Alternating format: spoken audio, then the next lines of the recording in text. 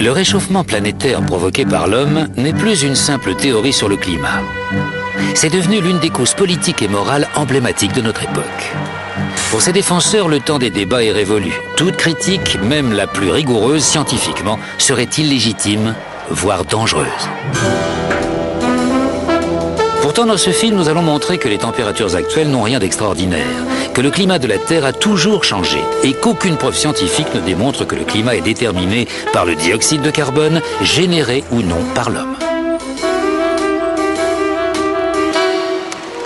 Partout, on vous répète sans le moindre doute que le changement climatique est le fait de l'homme. C'est un mensonge.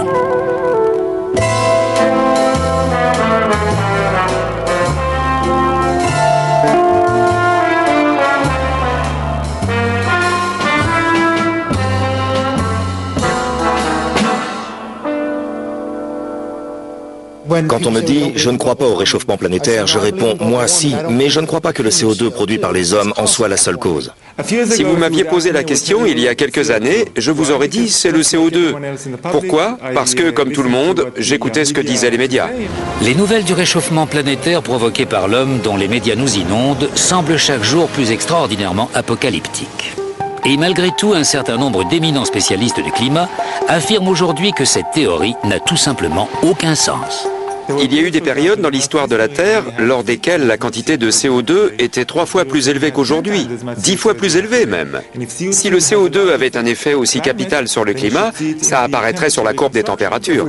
Si on analyse le climat à l'échelle géologique, on n'accordera jamais au CO2 une influence aussi importante. Aucun changement climatique majeur de ce dernier millénaire peut s'expliquer par le CO2. On ne peut pas dire que le CO2 est à l'origine des variations climatiques, il ne l'a jamais été. J'ai souvent entendu dire qu'il y avait un consensus de milliers de scientifiques sur la question du réchauffement planétaire, selon lequel les hommes seraient en train de causer un changement catastrophique du système climatique. Eh bien moi, en tant que scientifique, je pense que c'est faux. Le réchauffement climatique provoqué par l'homme n'est pas une théorie scientifique ordinaire. Elle est soutenue par un organisme politique puissant de l'ONU, le GIEC. Le groupe d'experts intergouvernemental sur l'évolution du climat. Le GIEC, comme tout autre organisme de l'ONU, est politique. Les conclusions de ces rapports sont influencées par la politique. Prétendre que le GIEC rassemble les 1500 ou 2500 meilleurs scientifiques du monde est faux. Il suffit de regarder les biographies de ses membres. Tous ne sont pas scientifiques. Pour faire monter le nombre à 2500, ils ont dû faire appel à des réviseurs, à des fonctionnaires, etc., à tout ce qui leur passait sous la main. Et ils n'ont demandé l'accord de personne. Beaucoup, d'ailleurs, ne sont pas d'accord. Je connais un certain nombre de personnes, de vrais spécialistes, qui, n'étant pas d'accord avec la polémique, ont démissionné et qui, malgré tout, sont restés dans la liste des auteurs et sont entrés parmi les fameux 2500 meilleurs scientifiques du monde. Voici l'histoire d'une théorie sur le climat qui s'est transformée en idéologie politique. Je n'ai plus envie de parler de mouvement écologiste, parce que c'est devenu un mouvement d'activisme politique très influent sur le plan international. Voici comment tout un domaine de la science a été dénaturé. Les scientifiques du climat ont besoin qu'il y ait un problème s'ils veulent qu'on finance leurs travaux. Nous avons tout intérêt à provoquer la panique pour que de l'argent soit investi dans les sciences du climat. La chose à ne surtout jamais dire, c'est peut-être qu'il n'y a pas de problème. On nous dit de nous inquiéter car le climat mondial est en train de changer. Mais le climat mondial n'a jamais cessé de changer. La longue histoire de la Terre est ponctuée de périodes bien plus chaudes ou bien plus froides que la nôtre. Le climat a toujours évolué sans que nous, les hommes, n'y soyons pour quelque chose. La tendance actuelle au réchauffement remonte à il y a au moins 200 ans. Elle suit une période très froide de l'histoire de la Terre que les climatologues appellent « petit âge de glace ». Au XIVe siècle, l'Europe est entrée dans le petit âge de glace. Et durant les hivers les plus durs et les plus rigoureux de cette période-là, la Tamise gelait. Avant le petit âge de glace, a eu lieu une période de douceur lors de laquelle les températures étaient plus chaudes qu'aujourd'hui. une période que les climatologues appellent optimum médiéval. En Europe, elle correspond au temps des bâtisseurs de cathédrales. Il est important de comprendre que le climat au Moyen-Âge a permis un tout nouveau style de vie. De nos jours, on s'imagine que le réchauffement aura des conséquences apocalyptiques, mais en fait, quand on décrit cette période médiévale de chaleur, elle est toujours associée à la richesse. En remontant encore le temps, au-delà de l'optimum médiéval, on découvre d'autres périodes chaudes, dont une très longue durant l'âge de bronze et l'âge de pierre, que les géologues appellent optimum climatique Holocène. Les températures étaient alors sensiblement supérieures aux températures actuelles. Et cela durant 3 millénaires. Les variations climatiques du passé étaient de toute évidence naturelles. Alors pourquoi serait-ce différent aujourd'hui? Selon la théorie du réchauffement planétaire généré par l'homme, le dioxyde de carbone émis par l'industrie fait grimper les températures. Mais qu'est-ce qui le prouve? Quiconque affirmant que le dioxyde de carbone est le responsable majeur du réchauffement planétaire du XXe siècle n'a pas vu les chiffres élémentaires. Au début du XXe siècle, la majeure partie du monde se trouve dans l'ère pré-industrielle. Très peu de gens ont une voiture ou même l'électricité. L'industrie est encore assez primaire, réduite à quelques pays et paralysée par la crise économique. Mais après la Deuxième Guerre mondiale, tout change. On commence à produire en masse pour un marché international des biens de consommation tels que les réfrigérateurs, les machines à laver, les téléviseurs et les voitures. Pour désigner cette explosion de l'activité industrielle, les historiens parlent des 30 glorieuses. Dressons un parallèle avec l'évolution de la température. Ces 150 dernières années, la température de la planète a augmenté d'un peu plus d'1 demi-degré Celsius. Mais curieusement, ce réchauffement a principalement eu lieu au début du XXe siècle, entre 1905 et 1940. Au moment où la production industrielle était relativement faible. Puis après 1940, le climat s'est rafraîchi. Voici un relevé des températures de l'Arctique au cours du XXe siècle. Durant le boom économique de l'après-guerre, les températures s'effondrent. Et paradoxalement, elles cesseront de décroître seulement lors de la crise économique des années 1970.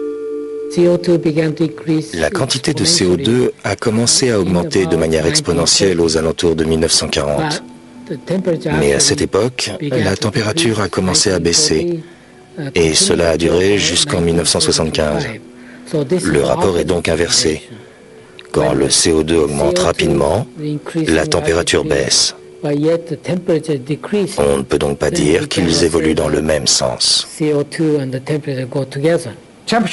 La température a augmenté sensiblement jusqu'en 1940, quand la production humaine de CO2 était relativement basse. Puis, dans les années d'après-guerre, quand l'industrie et toutes les économies du monde ont pris leur essor et que le CO2 produit par l'homme est monté en flèche, la température mondiale s'est mise à baisser. En d'autres mots, les faits ne correspondent pas à la théorie. Qu'est-ce qui nous fait supposer que le dioxyde de carbone est responsable des changements climatiques? Le CO2 ne représente qu'une infime partie de l'atmosphère de la Terre. En fait, les variations de son niveau dans l'atmosphère ne se mesurent qu'en dizaines de parties par million. Le pourcentage que représente le CO2 dans l'atmosphère par rapport aux autres gaz, à l'oxygène, l'azote, l'argon, etc., est de 0,054%. C'est une part incroyablement faible. Et quand vous vous intéressez à la part soi-disant ajoutée par l'homme, qui est le point de convergence de toutes nos inquiétudes, elle est encore plus faible.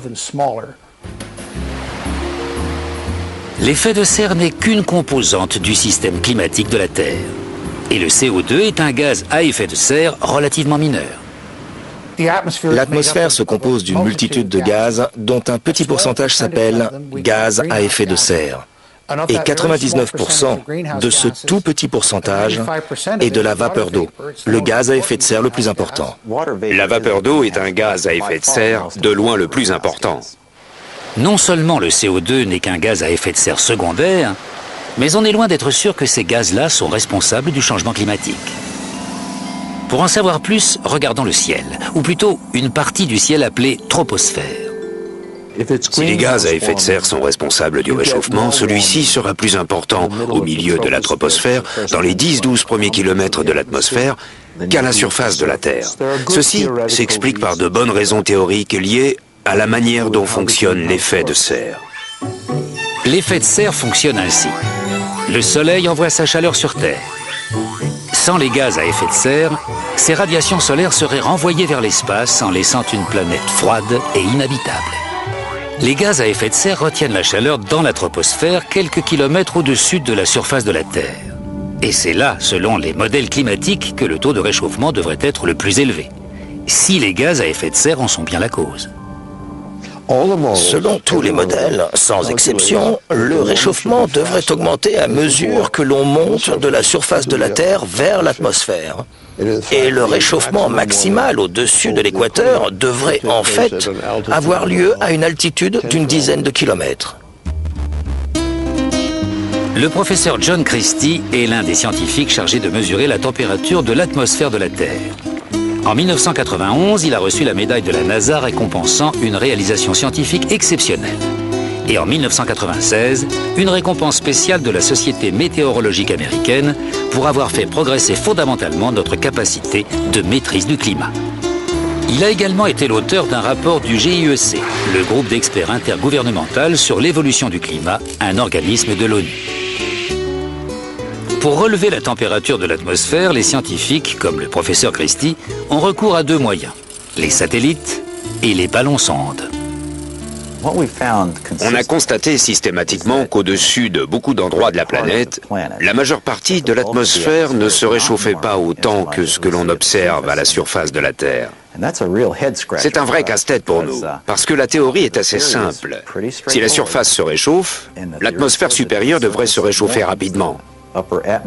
La montée de la température de cette partie de l'atmosphère n'est absolument pas dramatique et ne correspond vraiment pas à la théorie que les modèles climatiques du moment expriment. L'un des ennuis des modèles, c'est qu'ils prédisent qu'à l'exception des régions polaires, plus on monte haut dans l'atmosphère, plus le taux de réchauffement augmente. Et d'après deux sources de données, les données satellitaires que tout le monde cite, mais aussi celles des ballons-sondes, il est très clair que l'on n'observe pas du tout cet effet-là. En fait, il semblerait plutôt que les températures de la surface de la Terre se réchauffent légèrement plus que celles des couches d'air supérieures. C'est une sacrée différence. Ces données laissent entendre que le réchauffement observé n'est probablement pas dû aux gaz à effet de serre. Les observations ne montrent pas une augmentation avec l'altitude. Au contraire, la majorité des observations montrent une légère baisse du taux de réchauffement avec l'altitude. On peut donc dire d'une certaine manière que les preuves réfutent l'hypothèse selon laquelle l'homme serait à l'origine du réchauffement planétaire. Le récent réchauffement de la Terre s'est produit au mauvais moment et au mauvais endroit. Si le CO2 était responsable des changements climatiques, la température aurait dû monter durant le boom économique d'après-guerre. Et le taux de réchauffement devrait être plus élevé dans la troposphère qu'à la surface de la Terre. Pourtant, c'est le contraire qui s'est produit. Alors, dans la longue histoire du climat de la Terre, existe-t-il un exemple d'un changement de température entraîné par le dioxyde de carbone? Forer la glace dans ses profondeurs est un moyen de se plonger dans le passé. Cela a d'ailleurs permis aux scientifiques de trouver un lien entre le CO2 et l'évolution des températures de la planète. Les études de carottes glaciaires sont fréquemment citées pour étayer la théorie du réchauffement planétaire provoqué par l'homme. Mais la glace renferme des données que l'on mentionne très rarement. Le professeur Ian Clark est un éminent paléoclimatologue qui analyse en Arctique les températures de la Terre depuis des centaines de milliers d'années. Quand on s'intéresse au climat sur une très longue échelle temporelle, on recherche des matériaux géologiques qui ont enregistré les variations climatiques.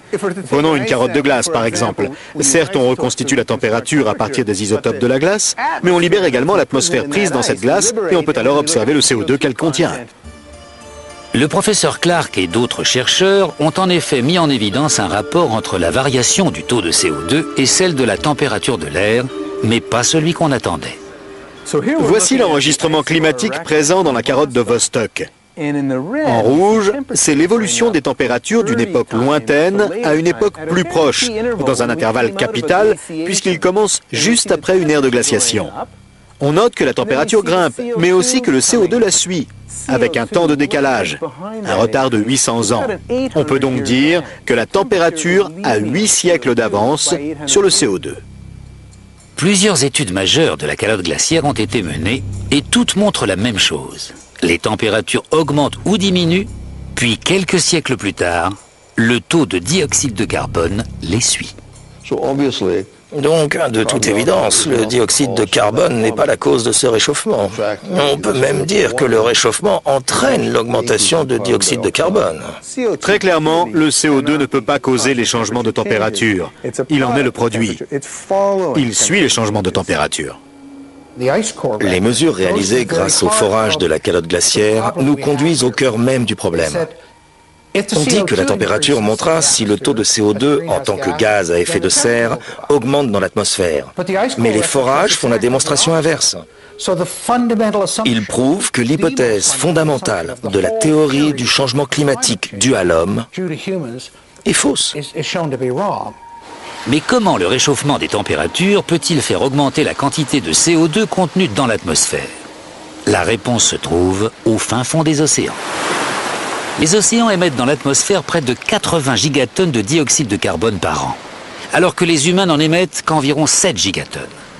Mais la quantité de CO2 provenant des océans dépend de la température. Comme l'ont appris tous les écoliers dans leur manuel de géographie, l'océan et l'atmosphère s'échangent le dioxyde de carbone. Quand l'océan se réchauffe, il rejette du CO2 dans l'atmosphère. Et quand il refroidit, il en absorbe et le conserve. Mais pourquoi existe-t-il un décalage de plusieurs siècles entre un changement de température et une variation de la quantité de CO2 absorbée ou rejetée par les océans? Eh bien parce que les océans sont si vastes et si profonds qu'il leur faut des siècles pour se réchauffer ou refroidir. Les océans sont vastes. Ils occupent la majeure partie de la surface de la Terre. Et c'est pour cela qu'ils mettent autant de temps à se réchauffer ou à refroidir. Ça leur prend des centaines d'années.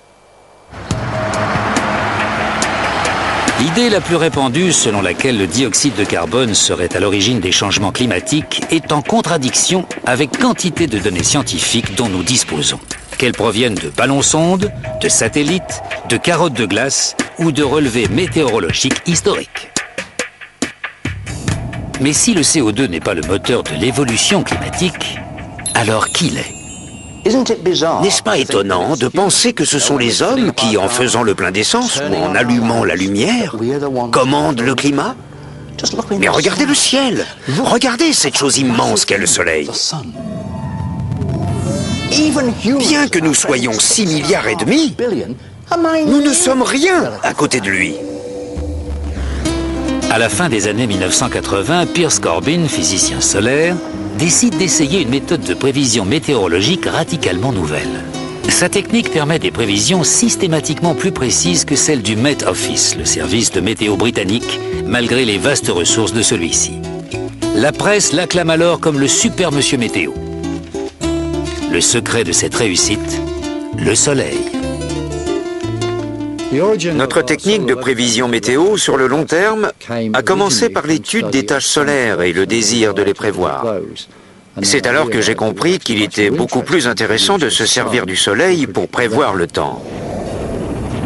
Nous savons aujourd'hui que les taches solaires sont des champs magnétiques intenses qui apparaissent en période de haute activité solaire.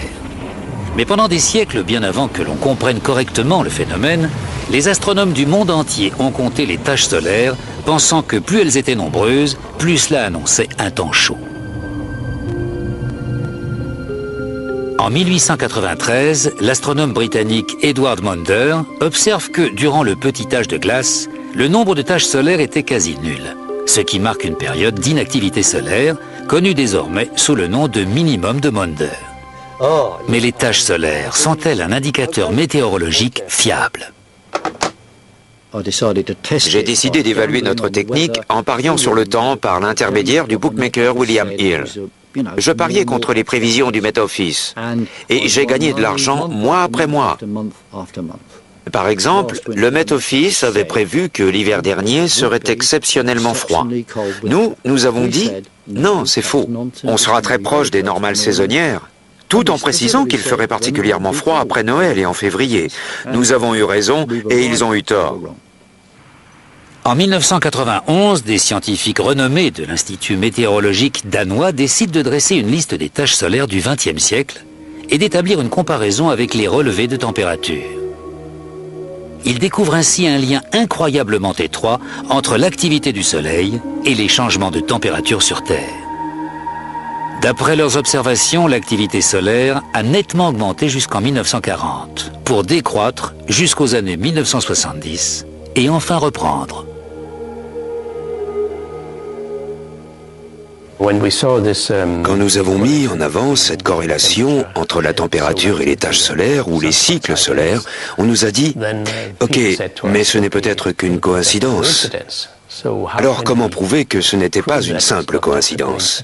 La solution évidente était d'étudier de plus longues périodes ou des périodes différentes.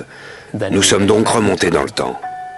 Le professeur Friis Christensen et ses confrères se penchent donc sur 400 ans de passé astronomique afin d'établir un parallèle entre l'activité des taches solaires et les variations de température. Et cette fois encore, ils découvrent que les variations de l'activité solaire sont intimement liées au changement de température sur Terre. C'est le Soleil, semble-t-il, et non le dioxyde de carbone ou quoi que ce soit d'autre, qui influencerait les changements de climat. Le Soleil a une influence directe sur la Terre quand il lui envoie sa chaleur. Mais les scientifiques ont établi qu'il avait également une influence indirecte en régulant la formation des nuages. En fait, son influence est si multiple qu'il n'est pas surprenant que les variations de l'activité solaire correspondent autant au changement climatique de la Terre.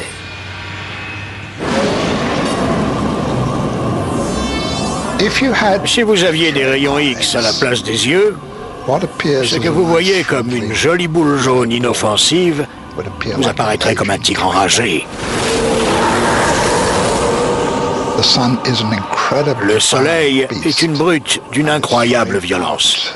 Il envoie de grands souffles de gaz et un vent solaire qui balaie incessamment la Terre. D'une certaine manière, nous nous trouvons à l'intérieur de l'atmosphère du Soleil. L'intensité de son champ magnétique a plus que doublé au cours du XXe siècle. En 2005, des astrophysiciens de l'université d'Harvard ont publié le graphique suivant dans le journal officiel de l'Union américaine de géophysique. La courbe bleue représente l'évolution des températures de l'Arctique au cours de ces 100 dernières années. Et la jaune, l'augmentation du dioxyde de carbone sur la même période.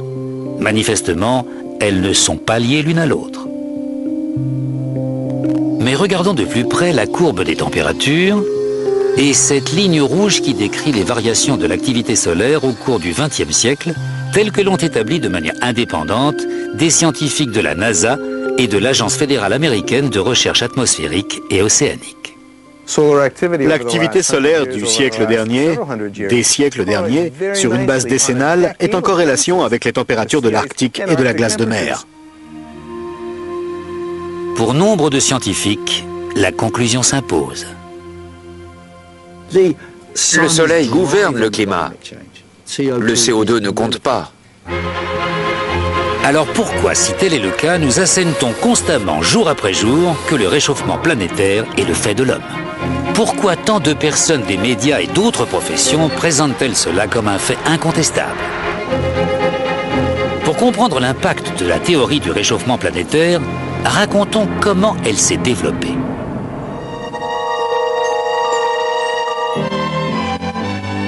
Les prévisions climatiques alarmistes ne sont pas nouvelles. En 1974, la BBC prévient que de violents orages et de grandes inondations pourraient être le signe annonciateur d'une catastrophe imminente. Et quelle en serait la cause? Nigel Calder, le créateur de cette série télé, est alors rédacteur en chef du New Scientist.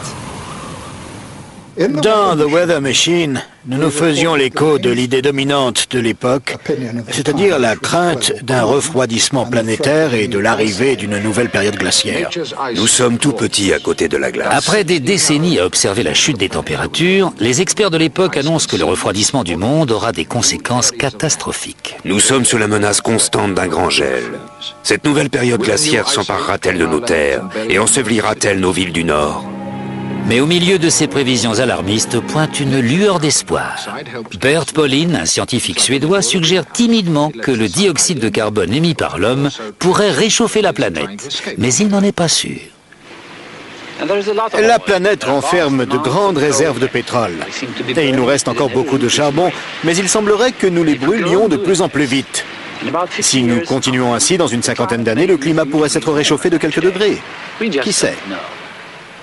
Nous avons également été les premiers à laisser la parole sur une chaîne de télé internationale au Suédois Bert Bolin, qui parlait des dangers du dioxyde de carbone. Une quantité croissante de dioxyde de carbone dans l'air.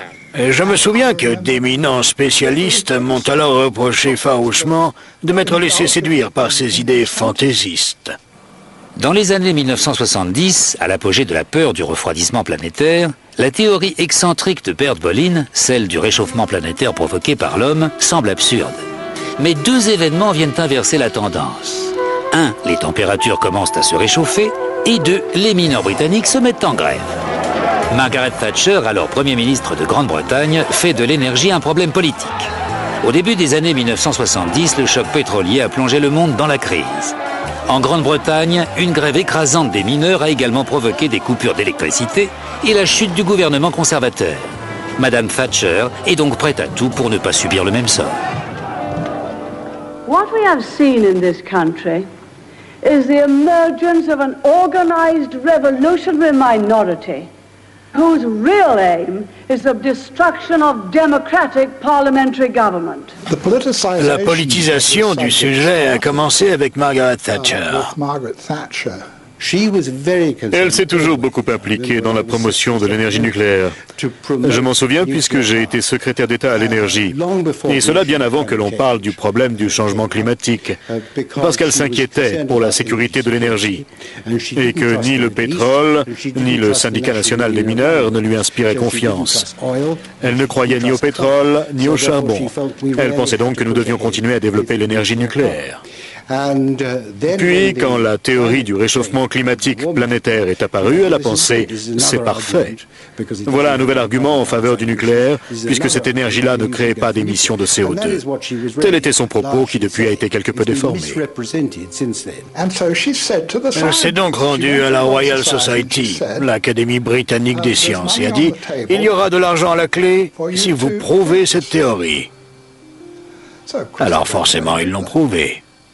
Inévitablement, dès lors que les politiques soutiennent une cause et y associent leur nom d'une manière ou d'une autre, l'argent afflue.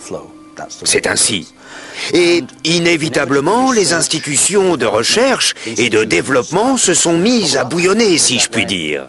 Elles allaient étudier le climat, mais en mettant un accent particulier sur la relation entre le dioxyde de carbone et la température. En 1988, à la demande de Madame Thatcher, le Met Office met en place une équipe de modélisation climatique qui constituera plus tard la base d'un nouveau comité international baptisé GIEC, le groupe d'experts intergouvernemental sur l'évolution du climat. Et le premier grand rapport qu'ils ont publié prévoyait une catastrophe climatique provoquée par le réchauffement planétaire.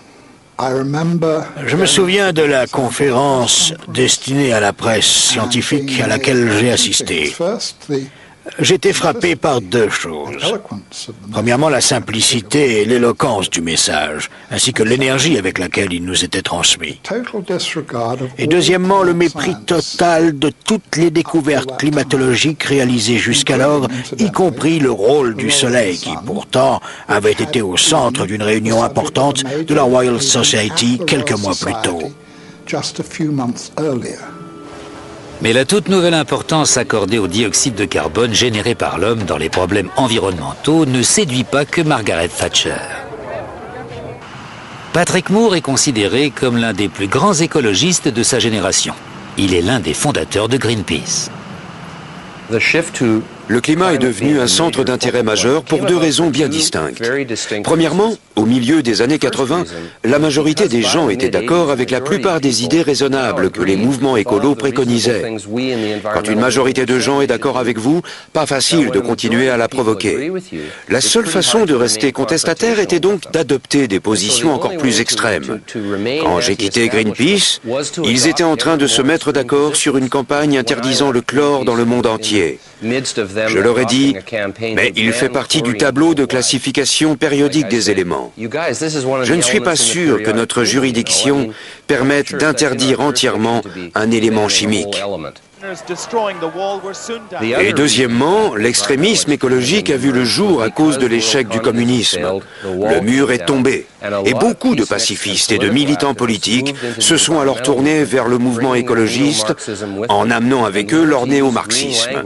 Ils ont très intelligemment appris à manier la langue des Verts pour masquer des programmes plus proches de l'anticapitalisme ou de l'antimondialisation que de l'écologie ou de la science. La gauche a été légèrement désorientée par l'échec manifeste du socialisme et bien plus encore du communisme, de la forme de communisme qu'elle avait adoptée. Elle est restée anticapitaliste, mais elle a dû trouver un nouveau prétexte à son anticapitalisme.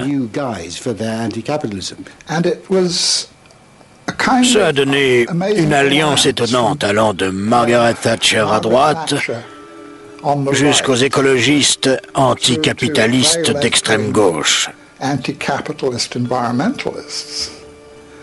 Et c'est ce qui a donné un grand élan à cette idée farfelue. Au début des années 1990, la théorie du réchauffement planétaire provoqué par l'homme ne revêt plus un caractère excentrique. Elle donne lieu à une campagne politique à grande échelle qui attire l'attention des médias, ce qui lui vaut un supplément de financement public. Avant Bush père, les fonds investis dans la climatologie et les sciences du climat s'élevaient à environ 170 millions de dollars par an, ce qui était raisonnable compte tenu de l'importance du domaine. Le budget est ensuite passé à plus de 2 milliards par an, soit un facteur de plus de 10, d'où des changements considérables. Beaucoup d'emplois ont été créés. Oui, beaucoup. Beaucoup de nouvelles personnes qui auparavant s'en désintéressaient sont entrées dans cette filière. On a vu surgir des cohortes de personnes dont le seul intérêt pour ce domaine tenait au réchauffement planétaire. Si je voulais faire de la recherche, disons, sur les écureuils du Sussex, et ceci est valable depuis les années 1990, je remplirais ma demande de bourse en disant « Je souhaite réaliser une étude sur le comportement de collecte des noisettes chez l'écureuil au regard de ses effets sur le réchauffement climatique. » Et ainsi, j'obtiendrai de l'argent. Si j'omets cette référence, il se peut qu'on ne me verse rien. Nous sommes tous en concurrence pour obtenir des fonds. Et si notre domaine d'étude suscite des inquiétudes, nous aurons d'autant moins de peine à justifier l'allocation de fonds dans le domaine en question.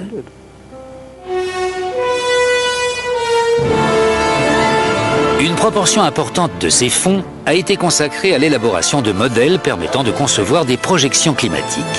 Mais quel est au juste le degré d'exactitude de ces modèles ?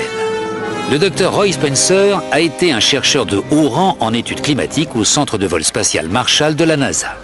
Il s'est vu décerner des médailles par la Société météorologique américaine et la NASA, récompensant sa contribution exceptionnelle dans le domaine scientifique. Les modèles climatiques valent ce que valent les hypothèses qu'ils intègrent. Or, il existe des centaines d'hypothèses. Il suffit que l'une d'elles soit fausse pour que la projection perde toute pertinence. Tous les modèles partent de l'hypothèse que le CO2 produit par l'homme est, plutôt que le soleil ou les nuages, la cause du changement climatique. L'analogie à laquelle j'ai l'habitude de me référer est la suivante. Ma voiture marche mal, mais je ne tiendrai compte ni du moteur, en d'autres termes du soleil, ni de la transmission, c'est-à-dire de la vapeur d'eau, et je vais me concentrer sur un écrou de la roue arrière droite, soit le CO2 produit par l'homme. Voilà à quel point la science se fourvoie. Faute d'une bonne compréhension du système climatique et d'une mise en corrélation de toutes ses composantes, les rayons cosmiques, solaires, le CO2, la vapeur d'eau, les nuages, votre modèle ne vaut rien. L'éventail des prévisions climatiques varie considérablement. Ces variations résultent d'une légère modification des hypothèses sur lesquelles les modèles sont fondés. J'ai travaillé avec des modélistes. Or, en fignolant les paramètres d'un modèle mathématique, on modélise tout et n'importe quoi. On peut faire apparaître un réchauffement ou un refroidissement du climat en y apportant des modifications. Au premier abord, les modèles informatiques ont de quoi impressionner le novice. Ils donnent souvent lieu à de folles spéculations qui se présentent sous la forme d'énoncés scientifiques rigoureux. Ils fournissent également aux médias une source abondante de scénarios spectaculaires. Ce qui me surprend, en qualité de journaliste de longue date, c'est la façon dont, sur ce chapitre, les principes journalistiques les plus élémentaires semblent avoir été bafoués. Il y a toute une nouvelle génération de reporters et de journalistes spécialisés dans l'environnement. Si vous en faites partie et que cette histoire de réchauffement planétaire est jetée au rebut, votre emploi connaîtra le même sort. Les reportages se doivent d'être de plus en plus alarmistes, parce qu'il reste heureusement une poignée de chroniqueurs aguerris prêts à déclarer « Vous teniez le même discours il y a 5 ans ». Ah oui, mais répondra-t-on aujourd'hui, c'est bien pire. Le niveau de la mer va monter de 3 mètres d'ici à mardi prochain, ou je ne sais quoi. Ils sont contraints d'adopter un discours toujours plus véhément. Les médias ont désormais coutume d'imputer le moindre ouragan ou la moindre tempête au réchauffement climatique. Mais sur quel fondement scientifique s'appuie-t-il ?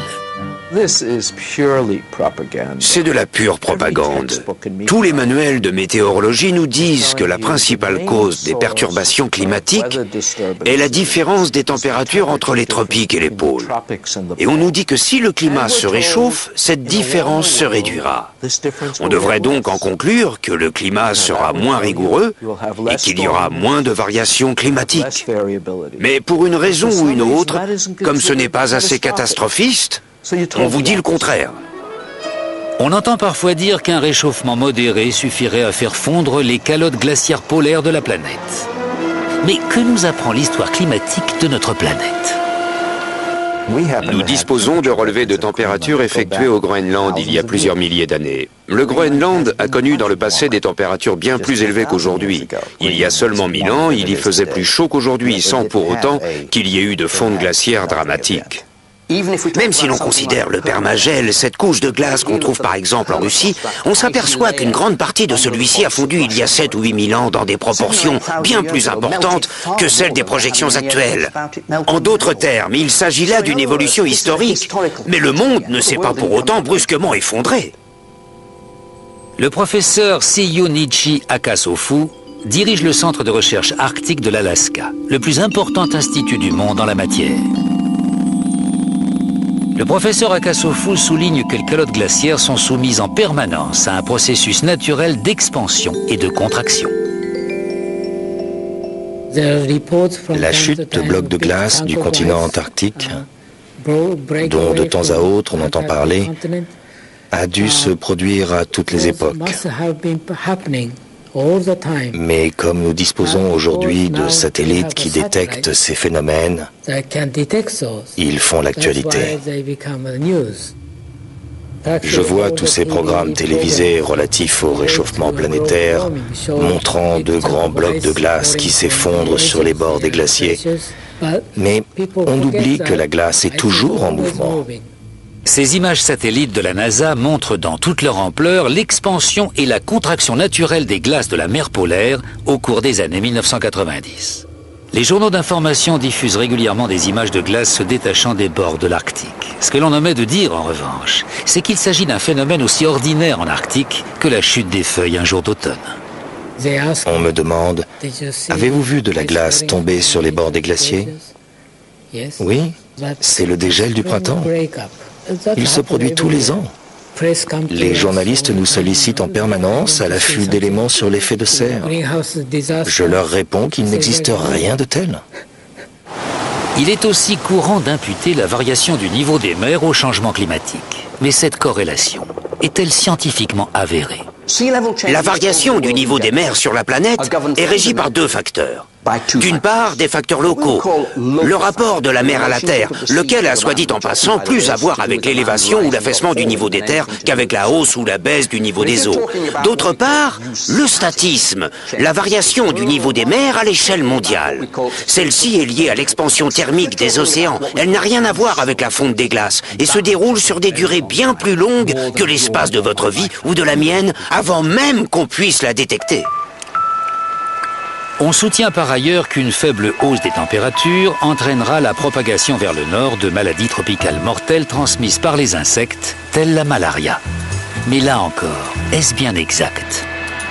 Le professeur Paul Reiter de l'Institut Pasteur à Paris est l'un des spécialistes les plus réputés de la malaria et d'autres maladies inoculées par des insectes. Il est membre du comité consultatif de l'Organisation mondiale de la santé, a présidé le comité américain d'entomologie médicale, de la Société américaine de médecine tropicale et a dirigé la publication de la section santé du rapport d'évaluation nationale des conséquences potentielles de la variabilité climatique commandé par le gouvernement américain. Les moustiques ne se cantonnent pas aux régions tropicales. Chacun peut constater qu'il y en a dans les régions au climat tempéré. On en trouve même énormément en Arctique. En fait, dans les années 1920, c'est en Union soviétique que s'est propagée la plus grande épidémie de malaria. On a compté 13 millions de cas déclarés par an et près de 600 000 morts. Une catastrophe épouvantable qui a atteint le cercle arctique. À Archangel, on a comptabilisé 30 000 cas et 10 000 morts. La malaria n'est donc pas uniquement une maladie tropicale et cependant, les associations de lutte contre le réchauffement climatique répandent la menace que la maladie pourrait se déplacer vers les régions du Nord. Les rapports officiels émis par le GIEC sont souvent très alarmants. Mais sont-ils fiables? J'ai été scandalisé par la lecture du deuxième et du troisième rapport d'évaluation. Ce n'était qu'une addition d'informations inexactes sans aucune source scientifique. En tout cas, pratiquement aucune littérature scientifique élaborée par des spécialistes sérieux n'y était citée. Dans une lettre ouverte au Wall Street Journal, l'ex-président de l'Académie nationale américaine des sciences, le professeur Frederick Seitz, révèle que le GIEC a bien censuré les commentaires de certains scientifiques. Il écrit « Ce rapport n'est pas conforme à la version approuvée par les scientifiques ayant contribué à sa rédaction ». De fait, plus de 15 points importants du chapitre scientifique ont été supprimés. Comme par exemple, aucune étude n'a pu prouver de façon définitive que l'on pouvait attribuer les changements climatiques aux gaz à effet de serre. Ou encore, à ce jour, aucune étude ne peut dire que l'homme est totalement ou même en partie responsable des changements climatiques observés.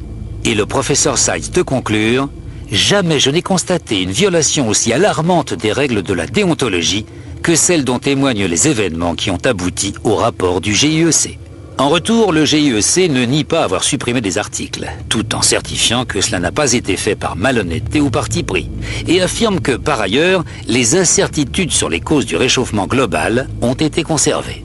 Les modifications auraient été apportées suite à des remarques faites par certains gouvernements, par des scientifiques indépendants et par des ONG.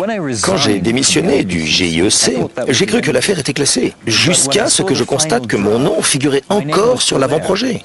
J'ai donc demandé qu'il soit retiré. On m'a dit que j'avais contribué à l'écrire et que par conséquent, il y resterait. J'ai répondu que je n'y avais pas vraiment contribué puisqu'on n'avait pas transcrit ce que je disais. Enfin, ça a été un vrai combat jusqu'à ce que je les menace de poursuites juridiques et qu'ils finissent par enlever mon nom. Et je ne suis pas le seul à qui ce soit arrivé. Je connais un certain nombre de personnes, de vrais spécialistes qui, n'étant pas d'accord avec la polémique, ont démissionné et qui malgré tout sont restés dans la liste des auteurs et sont entrés parmi les fameux 2500 meilleurs scientifiques du monde. De nos jours, un mouvement institutionnel très puissant soutient l'idée que l'homme est le principal responsable du réchauffement planétaire. Nous voici à Nairobi où sont rassemblés nombre de fonctionnaires dévoués, de militants d'ONG, de collecteurs de fonds pour la taxe carbone, ainsi que de journalistes spécialisés dans l'écologie. Cette conférence organisée par l'ONU va durer 10 jours. On y discutera des bouleversements climatiques de la planète et on attend plus de 6000 participants. Il ne faut pas perdre de vue que le réchauffement climatique peut créer des dizaines de milliers d'emplois. C'est une source de profit énorme. On investit des milliards de dollars dans la recherche sur le climat. Par conséquent, un grand nombre de personnes dépendent de ces investissements et ont bien l'intention que ça continue comme ça. Imaginons que quelqu'un se lève et dise « Essayons de regarder tout ça calmement, rationnellement, et de réétudier la valeur réelle de chaque affirmation. » Eh bien, cette personne serait immédiatement bannie. À trop secouer le cocotier, on risque de prendre une noix sur la tête. Cela va nous arriver, c'est compréhensible. Mais ça devient assez inquiétant, difficile à vivre, et les attaques sont de plus en plus personnelles. Il y a eu des menaces de mort et ce genre de choses. Croyez-moi, ce n'est pas une promenade de santé. De nos jours, émettre des réserves sur les causes du réchauffement climatique équivaut à prétendre que l'Holocauste n'a pas eu lieu. Je ne suis franchement pas le seul à penser que l'on pourrait comparer toute cette affaire de réchauffement climatique à une religion. Et que les gens qui ne sont pas d'accord sont traités d'hérétiques. Je suis un hérétique. Les gens qui réalisent ce documentaire sont tous des hérétiques. Ce mouvement écologique relève de l'activisme politique et les partisans sont devenus incontournables à un niveau planétaire. De nos jours, tout homme politique en est conscient. Qu'il soit de gauche, de droite ou du centre, il doit prendre en compte l'environnement. Le mouvement contre le réchauffement climatique vient de remporter une importante bataille. Même les États-Unis, qui furent un bastion de résistance, ont succombé et George Bush est désormais un allié. Dans le monde occidental, les gouvernements se découvrent un besoin urgent d'établir des accords internationaux pour restreindre la production industrielle dans les pays développés ou émergents. Mais à quel prix?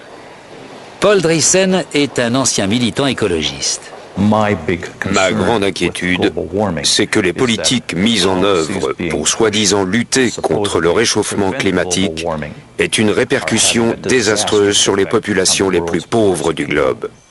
Anne Mogella est sur le point de préparer un repas pour ses enfants. Elle fait partie des 2 milliards d'habitants, un tiers de la population mondiale qui n'ont pas d'électricité.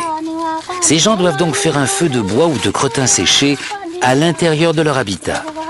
La fumée produite par ces feux est la forme de pollution la plus dangereuse qui soit au monde. Ils n'ont pas non plus accès à l'eau potable. Par conséquent, dans les pays pauvres, près de 4 millions d'enfants de moins de 5 ans meurent chaque année à cause de problèmes respiratoires ou de diarrhée. Si vous demandez à un paysan ce que représente pour lui le progrès, il vous dira que c'est l'électricité. Vivre sans électricité crée une série de problèmes, tous liés les uns aux autres. Le premier, c'est que vous n'avez pas de lumière. Vous vous couchez donc de bonne heure. Aucune raison de rester éveillé, puisqu'on ne se parle pas dans le noir, n'est-ce pas? Sans électricité, on ne peut pas conditionner ou réfrigérer la nourriture. On ne peut donc pas la conserver. De plus, un feu dans une hutte fait trop de fumée et consomme trop de bois pour servir de chauffage. Et on n'a pas d'eau chaude. Nous autres occidentaux ne pouvons même pas imaginer à quel point la vie quotidienne serait dure sans électricité. L'espérance de vie de ces populations est effroyablement courte. Leur mode d'existence est limité à tout point de vue. À quelques kilomètres de là, l'ONU se fait l'hôte d'une conférence sur le réchauffement planétaire dans ses locaux luxueux et bien protégés. Au magasin de cadeaux, on vend des produits de l'artisanat des tribus locales, pendant que les délégués discutent des moyens de promouvoir les différentes formes d'énergie durable.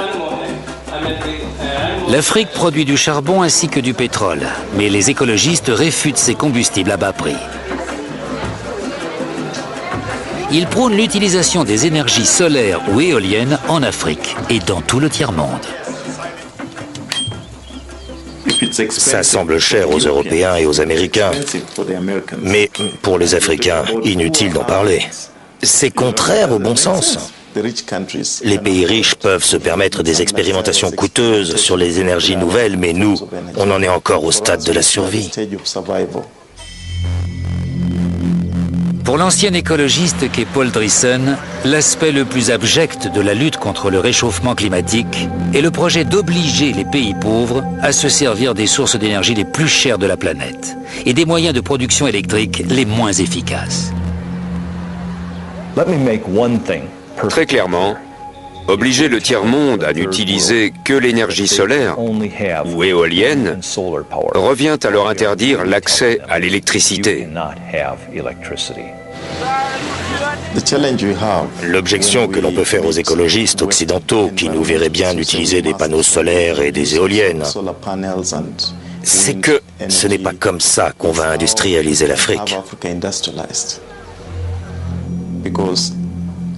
Honnêtement, je ne vois pas comment un panneau solaire pourrait alimenter une aciérie ou une ligne de chemin de fer. Ça pourrait peut-être suffire pour un transistor. Le mouvement environnementaliste est de loin le plus puissant dans l'art d'empêcher les pays en voie de développement de se développer. On nous dit de ne plus utiliser nos ressources énergétiques comme le pétrole ou le charbon. C'est nous pousser au suicide. Je crois que j'ai le droit de les traiter d'anti-humains. Certes, on n'est pas obligé de penser que l'homme a plus de valeur qu'une baleine, qu'un hibou ou que n'importe quoi d'autre. Mais je suis contre l'idée de mettre l'humanité au rebut. Que l'on puisse laisser des millions d'individus devenir aveugles ou mourir, ça me dépasse. Il est désormais si fermement établi que l'homme est responsable du réchauffement climatique.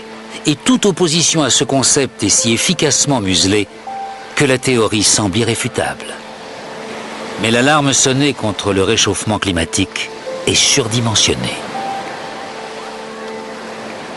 Il y aura toujours des gens pour croire que c'est la fin du monde. Surtout si le plus éminent des savants anglais proclame que le seul endroit viable sur Terre d'ici la fin du XXIe siècle sera l'Antarctique et que le genre humain survivra grâce à quelques couples qui auront immigré à temps dans cette région. C'est vraiment comique. En fait, non, c'est triste comme tout.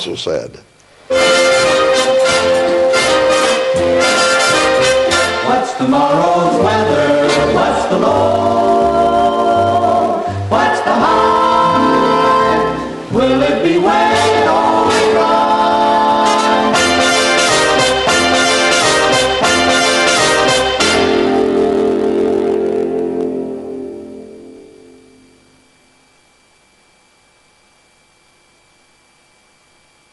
De retour sur le plateau de la 50e de Planète Société consacrée au réchauffement climatique avec notre invité, l'historien Emmanuel Leroy-Ladurie. Bonjour, merci de nous avoir rejoints. Bonjour. Vous êtes notamment l'auteur de cet ouvrage, Histoire humaine et comparée du climat, qui a fait date dans ce domaine, et puis aussi d'un abrégé d'histoire du climat, du Moyen-Âge à nos jours, qui vient de paraître chez Fayard. Première question. Moi, j'aimerais votre réaction tout d'abord à ce documentaire que nous venons de voir, vous savez, et cette question, le réchauffement climatique que nous connaissons aujourd'hui, est-ce qu'il est dû ou non à l'émission des gaz à effet de serre, ou non à l'homme, puisque certains scientifiques, on a entendu tout à l'heure, nous disent non, non, c'est pas du tout ça, c'est pas du tout l'homme. Qu'est-ce que vous en pensez? Je pense que ce film se fiche un peu du monde, parce qu'ils n'ont absolument pas parlé du recul ils ont parlé de la calotte de l'Arctique, oui, mais ils n'ont absolument pas parlé du recul des glaciers, qui est le grand phénomène depuis 1860, de tous les glaciers du monde. Les photos sont impressionnantes, hein, quand on voit le recul. Bah oui, mais pas dans le film. Hein. Ouais. Et à l'exception peut-être de la Norvège et de la Nouvelle-Zélande. Partout, les glaciers reculent, alors ils auraient quand même pu en parler. Le fait qu'ils n'en parlent pas me paraît assez suspect. Hein. Pour vous, ils oublient volontairement certaines hypothèses? Pour moi, je crois que surtout, ils sont un peu téléguidés. Hein. Téléguidés par qui? Je ne me permets pas. Dans vos travaux, vous avez montré que ce qu'on appelle les phénomènes météo extrêmes, ouragans, sécheresses, inondations, n'ont pas attendu ce réchauffement climatique pour se manifester. Est-ce qu'on doit quand même s'attendre à ce qu'ils se multiplient ou qu'ils soient plus forts? Les canicules, semble-t-il, oui. Regardez, il y en a eu une quand même importante en Roumanie, en Hongrie, l'été dernier. Donc les canicules d'autrefois étaient quand même assez fréquentes, comme toujours. Celle de 1719 a fait 450 000 morts sur une France de 21 millions d'habitants. C'est autre chose que les 17 000, malheureusement, personnes âgées de 2003, qui ont même motivé le limogeage d'un malheureux ministre sacrifié à la colère des dieux. Mais je ne sais pas quel dieu c'est. Et donc, oui, ça devrait quand même... s'amplifier. Il y a eu quand même juillet 2006, dont on n'a pas assez dit qu'il y a eu 3 000 morts, quand même. Bon, c'est pas terrible, mais enfin, ça montre que le problème existe. Et puis qu'il y a celle de 2007 dans les Balkans. Donc... oui, ça va se multiplier, et il faut dire que depuis 1980, les canicules avaient cessé de faire des morts entre 1960 et 80, et depuis elles font pas 15 000 morts, mais 1000, 2000, 3000. Et vous pensez que c'est lié effectivement au réchauffement climatique? Enfin, il y a toujours eu des canicules, mais évidemment le réchauffement les rend un peu plus nombreuses, et puis un peu plus chaudes aussi. Peut-être 1 degré de plus, 2 degrés de plus, donc plus dangereuse. Alors dans son dernier rapport, le GIEC, vous savez, le groupe d'experts intergouvernemental sur l'évolution du climat, nous dit que d'ici 2100, la température du globe va augmenter, mais alors entre 1,5 et 6 degrés. Comment vous expliquez cette marge d'abord, je crois qu'on c'est comme les élections, il y a toujours des fourchettes. Hein. Oui. Enfin, ça fait une sacrée différence. Oui, mais enfin, je crois qu'on est plutôt sur les 3 ou 4 degrés dans les moyennes, et la situation... Et pour faire moi je ne suis pas un scientifique, hein, je suis qu'un historien. Mais enfin, pour faire 1 ou 2 degrés, ce serait très bien, mais il faudrait qu'on prenne beaucoup de mesures, je crois. Et en réalité, il est même question, je dis ça sans trop y croire, mais pour vous montrer la gravité de la situation, de 8 degrés dans la région arctique. Alors bon, peut-être ça n'est pas vrai, mais il faut tirer la sonnette d'alarme. Et justement, est-ce que vous êtes optimiste quant à la capacité de l'humanité, de nos sociétés, à prendre les bonnes mesures pour enrayer ce phénomène ? Non, je ne suis pas optimiste, mais enfin, il faut qu'il y ait une prise de conscience. Mais de la prise de conscience à l'action, il y a encore une marge. Et il est certain que pour qu'on cesse de faire des avions géants, des courses de voitures inutiles, etc., ça sera difficile. Mais il faudrait effectivement... Vous voyez, je suis venu en métro, moi, par exemple. Vous avez fait un geste, vous Du coup, j'ai failli être en retard. Une dernière question. Là, on parle de nos sociétés occidentales riches, des mesures qu'elles devraient prendre, mais on entend aussi les pays les plus pauvres et les pays en développement nous dire c'est très beau votre réchauffement de la planète et les mesures qu'il faudrait prendre, mais nous, ça met en danger notre croissance, nous qui essayons d'améliorer le quotidien de notre population. Qu'est-ce que vous avez envie de dire à ces pays-là? Je crois que c'est un problème presque insoluble, parce qu'effectivement, ils ne font que faire ce que nous avons fait. Et alors les Chinois en font un peu trop, mais enfin l'Afrique quand même... en plus l'Afrique va plus souffrir que nous à cause de la désertification, y compris au Maghreb et même en Espagne, qui n'est pas un pays sous-développé. Alors il faut essayer de tenir les deux bouts de la chaîne et de les aider à justement peut-être l'énergie solaire, des choses comme ça. Mais enfin, on est sans trop d'illusions quand même sur le résultat, notamment vis-à-vis de la Chine et de l'Inde. Merci Emmanuel Leroy-Ladurie de nous avoir rejoints sur le plateau de Planète Société. Je rappelle le titre de votre dernier ouvrage, Abrégé d'histoire du climat du Moyen-Âge à nos jours, qui vient de paraître chez Fayard. Et que j'ai écrit avec Anouchka Vazak. Merci beaucoup. On se retrouve dans un instant pour la suite de notre émission consacrée cette semaine au réchauffement climatique avec un deuxième documentaire plus alarmiste que celui que nous avons vu tout à l'heure, Climat en crise. Et notre deuxième invité également, la secrétaire nationale des Verts, Cécile Duflot. A tout de suite. Le réchauffement planétaire provoqué par l'homme n'est plus une simple théorie sur le climat. C'est devenu l'une des causes politiques et morales emblématiques de notre époque. Pour ses défenseurs, le temps des débats est révolu. Toute critique, même la plus rigoureuse scientifiquement, serait illégitime, voire dangereuse. Pourtant, dans ce film, nous allons montrer que les températures actuelles n'ont rien d'extraordinaire, que le climat de la Terre a toujours changé et qu'aucune preuve scientifique ne démontre que le climat est déterminé par le dioxyde de carbone, généré ou non par l'homme. Partout, on vous répète sans le moindre doute que le changement climatique est le fait de l'homme. C'est un mensonge.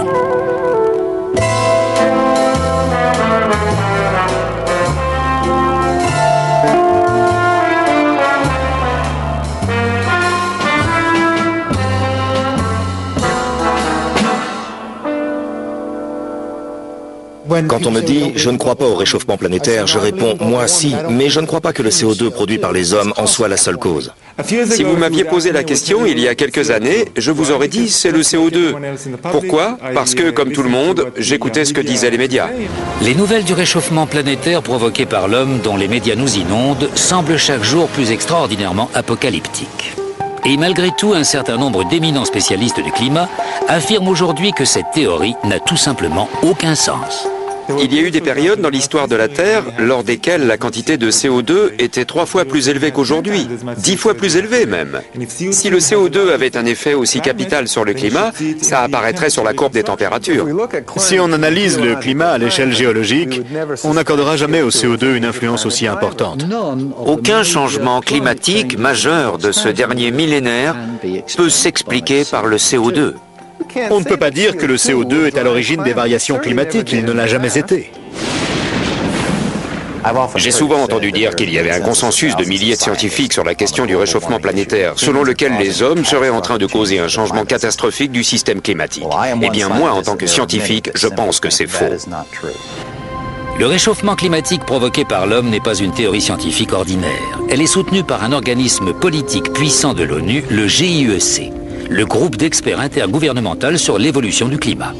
Le GIEC, comme tout autre organisme de l'ONU, est politique. Les conclusions de ces rapports sont influencées par la politique. Prétendre que le GIEC rassemble les 1500 ou 2500 meilleurs scientifiques du monde est faux. Il suffit de regarder les biographies de ses membres. Tous ne sont pas scientifiques. Pour faire monter le nombre à 2500, ils ont dû faire appel à des réviseurs, à des fonctionnaires, etc. À tout ce qui leur passait sous la main. Et ils n'ont demandé l'accord de personne. Beaucoup, d'ailleurs, ne sont pas d'accord. Je connais un certain nombre de personnes, de vrais spécialistes, qui, n'étant pas d'accord avec la polémique, ont démissionné et qui, malgré tout, sont restés dans la liste des auteurs et sont entrés parmi les fameux 2500 meilleurs scientifiques du monde. Voici l'histoire d'une théorie sur le climat qui s'est transformée en idéologie politique. Je n'ai plus envie de parler de mouvement écologiste parce que c'est devenu un mouvement d'activisme politique très influent sur le plan international. Voici comment tout un domaine de la science a été dénaturé. Les scientifiques du climat ont besoin qu'il y ait un problème s'ils veulent qu'on finance leurs travaux. Nous avons tout intérêt à provoquer la panique pour que de l'argent soit investi dans les sciences du climat. La chose à ne surtout jamais dire, c'est peut-être qu'il n'y a pas de problème. On nous dit de nous inquiéter car le climat mondial est en train de changer. Mais le climat mondial n'a jamais cessé de changer. La longue histoire de la Terre est ponctuée de périodes bien plus chaudes ou bien plus froides que la nôtre. Le climat a toujours évolué sans que nous, les hommes, n'y soyons pour quelque chose. La tendance actuelle au réchauffement remonte à il y a au moins 200 ans. Elle suit une période très froide de l'histoire de la Terre que les climatologues appellent « petit âge de glace ». Au XIVe siècle, l'Europe est entrée dans le petit âge de glace. Et durant les hivers les plus durs et les plus rigoureux de cette période-là, la Tamise gelait. Avant le petit âge de glace, a eu lieu une période de douceur lors de laquelle les températures étaient plus chaudes qu'aujourd'hui. Une période que les climatologues appellent optimum médiéval. En Europe, elle correspond au temps des bâtisseurs de cathédrales. Il est important de comprendre que le climat au Moyen-Âge a permis un tout nouveau style de vie. De nos jours, on s'imagine que le réchauffement aura des conséquences apocalyptiques, mais en fait, quand on décrit cette période médiévale de chaleur, elle est toujours associée à la richesse. En remontant encore le temps, au-delà de l'optimum médiéval, on découvre d'autres périodes chaudes, dont une très longue durant l'âge de bronze et l'âge de pierre, que les géologues appellent optimum climatique Holocène. Les températures étaient alors sensiblement supérieures aux températures actuelles. Et cela durant 3 millénaires. Les variations climatiques du passé étaient de toute évidence naturelles. Alors pourquoi serait-ce différent aujourd'hui? Selon la théorie du réchauffement planétaire généré par l'homme, Le dioxyde de carbone émis par l'industrie fait grimper les températures. Mais qu'est-ce qui le prouve? Quiconque affirmant que le dioxyde de carbone est le responsable majeur du réchauffement planétaire du XXe siècle n'a pas vu les chiffres élémentaires. Au début du XXe siècle, la majeure partie du monde se trouve dans l'ère pré-industrielle. Très peu de gens ont une voiture ou même l'électricité. L'industrie est encore assez primaire, réduite à quelques pays et paralysée par la crise économique. Mais après la Deuxième Guerre mondiale, tout change. On commence à produire en masse pour un marché international des biens de consommation tels que les réfrigérateurs, les machines à laver, les téléviseurs et les voitures. Pour désigner cette explosion de l'activité industrielle, les historiens parlent des 30 Glorieuses. Dressons un parallèle avec l'évolution de la température. Ces 150 dernières années, la température de la planète a augmenté d'un peu plus d'un demi-degré Celsius. Mais curieusement, ce réchauffement a principalement eu lieu au début du XXe siècle, entre 1905 et 1940, au moment où la production industrielle était relativement faible. Puis après 1940, le climat s'est rafraîchi. Voici un relevé des températures de l'Arctique au cours du XXe siècle. Durant le boom économique de l'après-guerre, les températures s'effondrent. Et paradoxalement, elles cesseront de décroître seulement lors de la crise économique des années 1970. La quantité de CO2 a commencé à augmenter de manière exponentielle aux alentours de 1940. Mais à cette époque, la température a commencé à baisser. Et cela a duré jusqu'en 1975. Le rapport est donc inversé.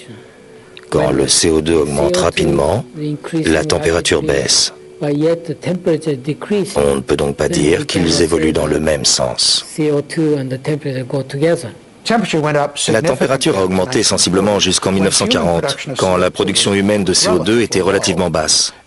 Puis, dans les années d'après-guerre, quand l'industrie et toutes les économies du monde ont pris leur essor et que le CO2 produit par l'homme est monté en flèche, la température mondiale s'est mise à baisser.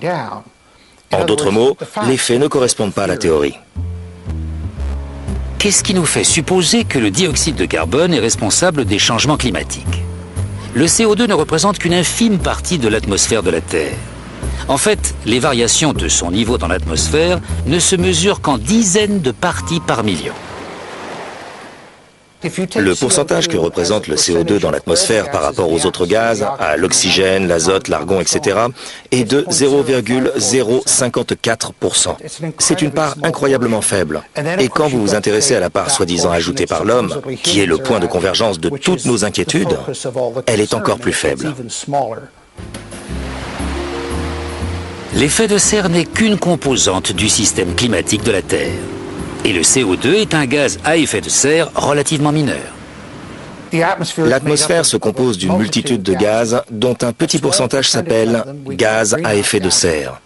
Et 99% de ce tout petit pourcentage est de la vapeur d'eau, le gaz à effet de serre le plus important. La vapeur d'eau est un gaz à effet de serre de loin le plus important. Non seulement le CO2 n'est qu'un gaz à effet de serre secondaire, mais on est loin d'être sûr que ces gaz-là sont responsables du changement climatique. Pour en savoir plus, regardons le ciel, ou plutôt une partie du ciel appelée troposphère. Si les gaz à effet de serre sont responsables du réchauffement, celui-ci sera plus important au milieu de la troposphère, dans les 10-12 premiers kilomètres de l'atmosphère, qu'à la surface de la Terre. Ceci s'explique par de bonnes raisons théoriques liées à la manière dont fonctionne l'effet de serre. L'effet de serre fonctionne ainsi. Le Soleil envoie sa chaleur sur Terre. Sans les gaz à effet de serre, ces radiations solaires seraient renvoyées vers l'espace en laissant une planète froide et inhabitable. Les gaz à effet de serre retiennent la chaleur dans la troposphère quelques kilomètres au-dessus de la surface de la Terre. Et c'est là, selon les modèles climatiques, que le taux de réchauffement devrait être le plus élevé. Si les gaz à effet de serre en sont bien la cause. Selon tous les modèles, sans exception, le réchauffement devrait augmenter à mesure que l'on monte de la surface de la Terre vers l'atmosphère. Et le réchauffement maximal au-dessus de l'équateur devrait en fait avoir lieu à une altitude d'une dizaine de kilomètres. Le professeur John Christie est l'un des scientifiques chargés de mesurer la température de l'atmosphère de la Terre. En 1991, il a reçu la médaille de la NASA récompensant une réalisation scientifique exceptionnelle. Et en 1996, une récompense spéciale de la Société météorologique américaine pour avoir fait progresser fondamentalement notre capacité de maîtrise du climat. Il a également été l'auteur d'un rapport du GIEC, le groupe d'experts intergouvernemental sur l'évolution du climat, un organisme de l'ONU. Pour relever la température de l'atmosphère, les scientifiques, comme le professeur Christie, ont recours à deux moyens, les satellites et les ballons-sondes. On a constaté systématiquement qu'au-dessus de beaucoup d'endroits de la planète, la majeure partie de l'atmosphère ne se réchauffait pas autant que ce que l'on observe à la surface de la Terre. C'est un vrai casse-tête pour nous, parce que la théorie est assez simple. Si la surface se réchauffe, l'atmosphère supérieure devrait se réchauffer rapidement. La montée de la température de cette partie de l'atmosphère n'est absolument pas dramatique et ne correspond vraiment pas à la théorie que les modèles climatiques du moment expriment. L'un des ennuis des modèles, c'est qu'ils prédisent qu'à l'exception des régions polaires, plus on monte haut dans l'atmosphère, plus le taux de réchauffement augmente. Et d'après deux sources de données, les données satellitaires que tout le monde cite, mais aussi celles des ballons-sondes, il est très clair que l'on n'observe pas du tout cet effet-là. En fait, il semblerait plutôt que les températures de la surface de la Terre se réchauffent légèrement plus que celles des couches d'air supérieures. C'est une sacrée différence. Ces données laissent entendre que le réchauffement observé n'est probablement pas dû aux gaz à effet de serre. Les observations ne montrent pas une augmentation avec l'altitude. Au contraire, la majorité des observations montrent une légère baisse du taux de réchauffement avec l'altitude. On peut donc dire d'une certaine manière que les preuves réfutent l'hypothèse selon laquelle l'homme serait à l'origine du réchauffement planétaire. Le récent réchauffement de la Terre s'est produit au mauvais moment et au mauvais endroit. Si le CO2 était responsable des changements climatiques, la température aurait dû monter durant le boom économique d'après-guerre. Et le taux de réchauffement devrait être plus élevé dans la troposphère qu'à la surface de la Terre. Pourtant, c'est le contraire qui s'est produit. Alors, dans la longue histoire du climat de la Terre, existe-t-il un exemple d'un changement de température entraîné par le dioxyde de carbone? Forer la glace dans ses profondeurs est un moyen de se plonger dans le passé. Cela a d'ailleurs permis aux scientifiques de trouver un lien entre le CO2 et l'évolution des températures de la planète. Les études de carottes glaciaires sont fréquemment citées pour étayer la théorie du réchauffement planétaire provoqué par l'homme. Mais la glace renferme des données que l'on mentionne très rarement. Le professeur Ian Clark est un éminent paléoclimatologue qui analyse en Arctique les températures de la Terre depuis des centaines de milliers d'années. Quand on s'intéresse au climat sur une très longue échelle temporelle, on recherche des matériaux géologiques qui ont enregistré les variations climatiques. Prenons une carotte de glace, par exemple. Certes, on reconstitue la température à partir des isotopes de la glace, mais on libère également l'atmosphère prise dans cette glace et on peut alors observer le CO2 qu'elle contient. Le professeur Clark et d'autres chercheurs ont en effet mis en évidence un rapport entre la variation du taux de CO2 et celle de la température de l'air, mais pas celui qu'on attendait. Voici l'enregistrement climatique présent dans la carotte de Vostok. En rouge, c'est l'évolution des températures d'une époque lointaine à une époque plus proche, dans un intervalle capital, puisqu'il commence juste après une ère de glaciation. On note que la température grimpe, mais aussi que le CO2 la suit, avec un temps de décalage, un retard de 800 ans. On peut donc dire que la température a 8 siècles d'avance sur le CO2. Plusieurs études majeures de la calotte glaciaire ont été menées et toutes montrent la même chose. Les températures augmentent ou diminuent, puis quelques siècles plus tard, le taux de dioxyde de carbone les suit. Donc, de toute évidence, le dioxyde de carbone n'est pas la cause de ce réchauffement. On peut même dire que le réchauffement entraîne l'augmentation de dioxyde de carbone. Très clairement, le CO2 ne peut pas causer les changements de température. Il en est le produit. Il suit les changements de température. Les mesures réalisées grâce au forage de la calotte glaciaire nous conduisent au cœur même du problème. On dit que la température montera si le taux de CO2 en tant que gaz à effet de serre augmente dans l'atmosphère. Mais les forages font la démonstration inverse.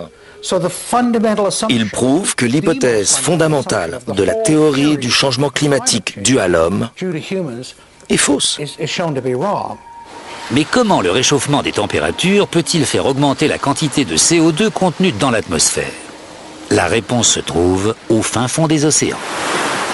Les océans émettent dans l'atmosphère près de 80 gigatonnes de dioxyde de carbone par an, alors que les humains n'en émettent qu'environ 7 gigatonnes. Mais la quantité de CO2 provenant des océans dépend de la température. Comme l'ont appris tous les écoliers dans leur manuel de géographie, l'océan et l'atmosphère s'échangent le dioxyde de carbone. Quand l'océan se réchauffe, il rejette du CO2 dans l'atmosphère. Et quand il refroidit, il en absorbe et le conserve. Mais pourquoi existe-t-il un décalage de plusieurs siècles entre un changement de température et une variation de la quantité de CO2 absorbée ou rejetée par les océans? Eh bien parce que les océans sont si vastes et si profonds qu'il leur faut des siècles pour se réchauffer ou refroidir. Les océans sont vastes. Ils occupent la majeure partie de la surface de la Terre. Et c'est pour cela qu'ils mettent autant de temps à se réchauffer ou à refroidir. Ça leur prend des centaines d'années. L'idée la plus répandue selon laquelle le dioxyde de carbone serait à l'origine des changements climatiques est en contradiction avec quantité de données scientifiques dont nous disposons, qu'elles proviennent de ballons-sondes, de satellites, de carottes de glace ou de relevés météorologiques historiques. Mais si le CO2 n'est pas le moteur de l'évolution climatique, alors qui l'est? N'est-ce pas étonnant de penser que ce sont les hommes qui, en faisant le plein d'essence ou en allumant la lumière, commandent le climat? Mais regardez le ciel! Regardez cette chose immense qu'est le Soleil! Bien que nous soyons 6,5 milliards, nous ne sommes rien à côté de lui. À la fin des années 1980, Piers Corbin, physicien solaire, décide d'essayer une méthode de prévision météorologique radicalement nouvelle. Sa technique permet des prévisions systématiquement plus précises que celles du Met Office, le service de météo britannique, malgré les vastes ressources de celui-ci. La presse l'acclame alors comme le super monsieur météo. Le secret de cette réussite, le soleil. Notre technique de prévision météo sur le long terme a commencé par l'étude des taches solaires et le désir de les prévoir. C'est alors que j'ai compris qu'il était beaucoup plus intéressant de se servir du soleil pour prévoir le temps. Nous savons aujourd'hui que les taches solaires sont des champs magnétiques intenses qui apparaissent en période de haute activité solaire. Mais pendant des siècles, bien avant que l'on comprenne correctement le phénomène, les astronomes du monde entier ont compté les taches solaires, pensant que plus elles étaient nombreuses, plus cela annonçait un temps chaud. En 1893, l'astronome britannique Edward Maunder observe que, durant le petit âge de glace, le nombre de taches solaires était quasi nul, ce qui marque une période d'inactivité solaire, connue désormais sous le nom de minimum de Maunder. Mais les taches solaires sont-elles un indicateur météorologique fiable? J'ai décidé d'évaluer notre technique en pariant sur le temps par l'intermédiaire du bookmaker William Hill. Je pariais contre les prévisions du Met Office et j'ai gagné de l'argent mois après mois. Par exemple, le Met Office avait prévu que l'hiver dernier serait exceptionnellement froid. Nous avons dit « Non, c'est faux, on sera très proche des normales saisonnières ». Tout en précisant qu'il ferait particulièrement froid après Noël et en février. Nous avons eu raison et ils ont eu tort. En 1991, des scientifiques renommés de l'Institut météorologique danois décident de dresser une liste des taches solaires du XXe siècle et d'établir une comparaison avec les relevés de température. Ils découvrent ainsi un lien incroyablement étroit entre l'activité du Soleil et les changements de température sur Terre. D'après leurs observations, l'activité solaire a nettement augmenté jusqu'en 1940, pour décroître jusqu'aux années 1970 et enfin reprendre. Quand nous avons mis en avant cette corrélation entre la température et les taches solaires ou les cycles solaires, on nous a dit « Ok, mais ce n'est peut-être qu'une coïncidence. » Alors comment prouver que ce n'était pas une simple coïncidence? La solution évidente était d'étudier de plus longues périodes ou des périodes différentes. Nous sommes donc remontés dans le temps. Le professeur Fritz Christensen et ses confrères se penchent donc sur 400 ans de passé astronomique afin d'établir un parallèle entre l'activité des taches solaires et les variations de température. Et cette fois encore, ils découvrent que les variations de l'activité solaire sont intimement liées au changement de température sur Terre. C'est le Soleil, semble-t-il, et non le dioxyde de carbone ou quoi que ce soit d'autre, qui influencerait les changements de climat. Le Soleil a une influence directe sur la Terre quand il lui envoie sa chaleur. Mais les scientifiques ont établi qu'il avait également une influence indirecte en régulant la formation des nuages. En fait, son influence est si multiple qu'il n'est pas surprenant que les variations de l'activité solaire correspondent autant au changement climatique de la Terre.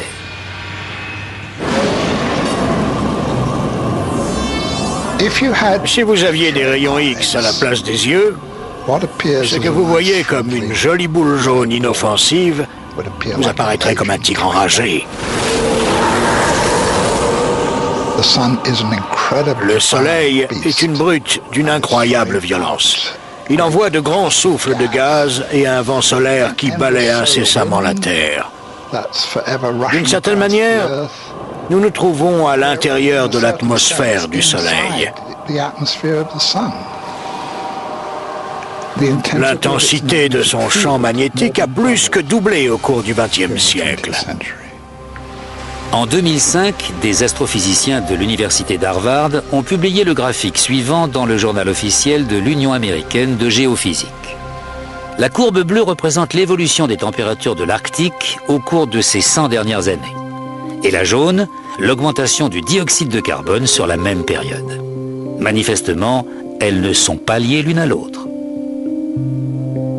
Mais regardons de plus près la courbe des températures et cette ligne rouge qui décrit les variations de l'activité solaire au cours du XXe siècle, telles que l'ont établi de manière indépendante des scientifiques de la NASA et de l'Agence fédérale américaine de recherche atmosphérique et océanique. L'activité solaire du siècle dernier, des siècles derniers, sur une base décennale, est en corrélation avec les températures de l'Arctique et de la glace de mer. Pour nombre de scientifiques, la conclusion s'impose. Le Soleil gouverne le climat. Le CO2 ne compte pas.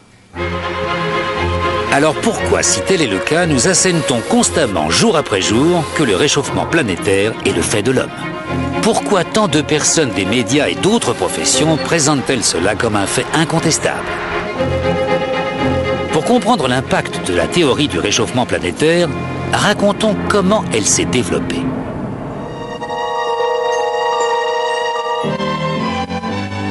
Les prévisions climatiques alarmistes ne sont pas nouvelles.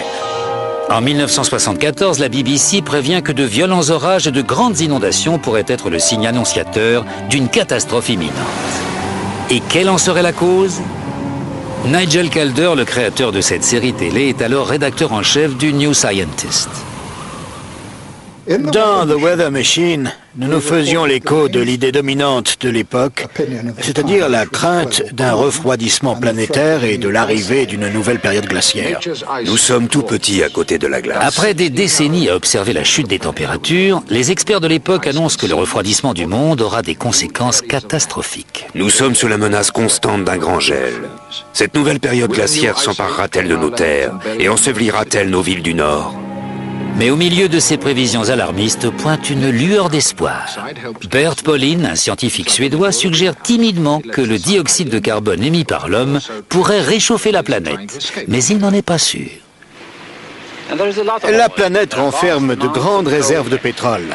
Et il nous reste encore beaucoup de charbon, mais il semblerait que nous les brûlions de plus en plus vite.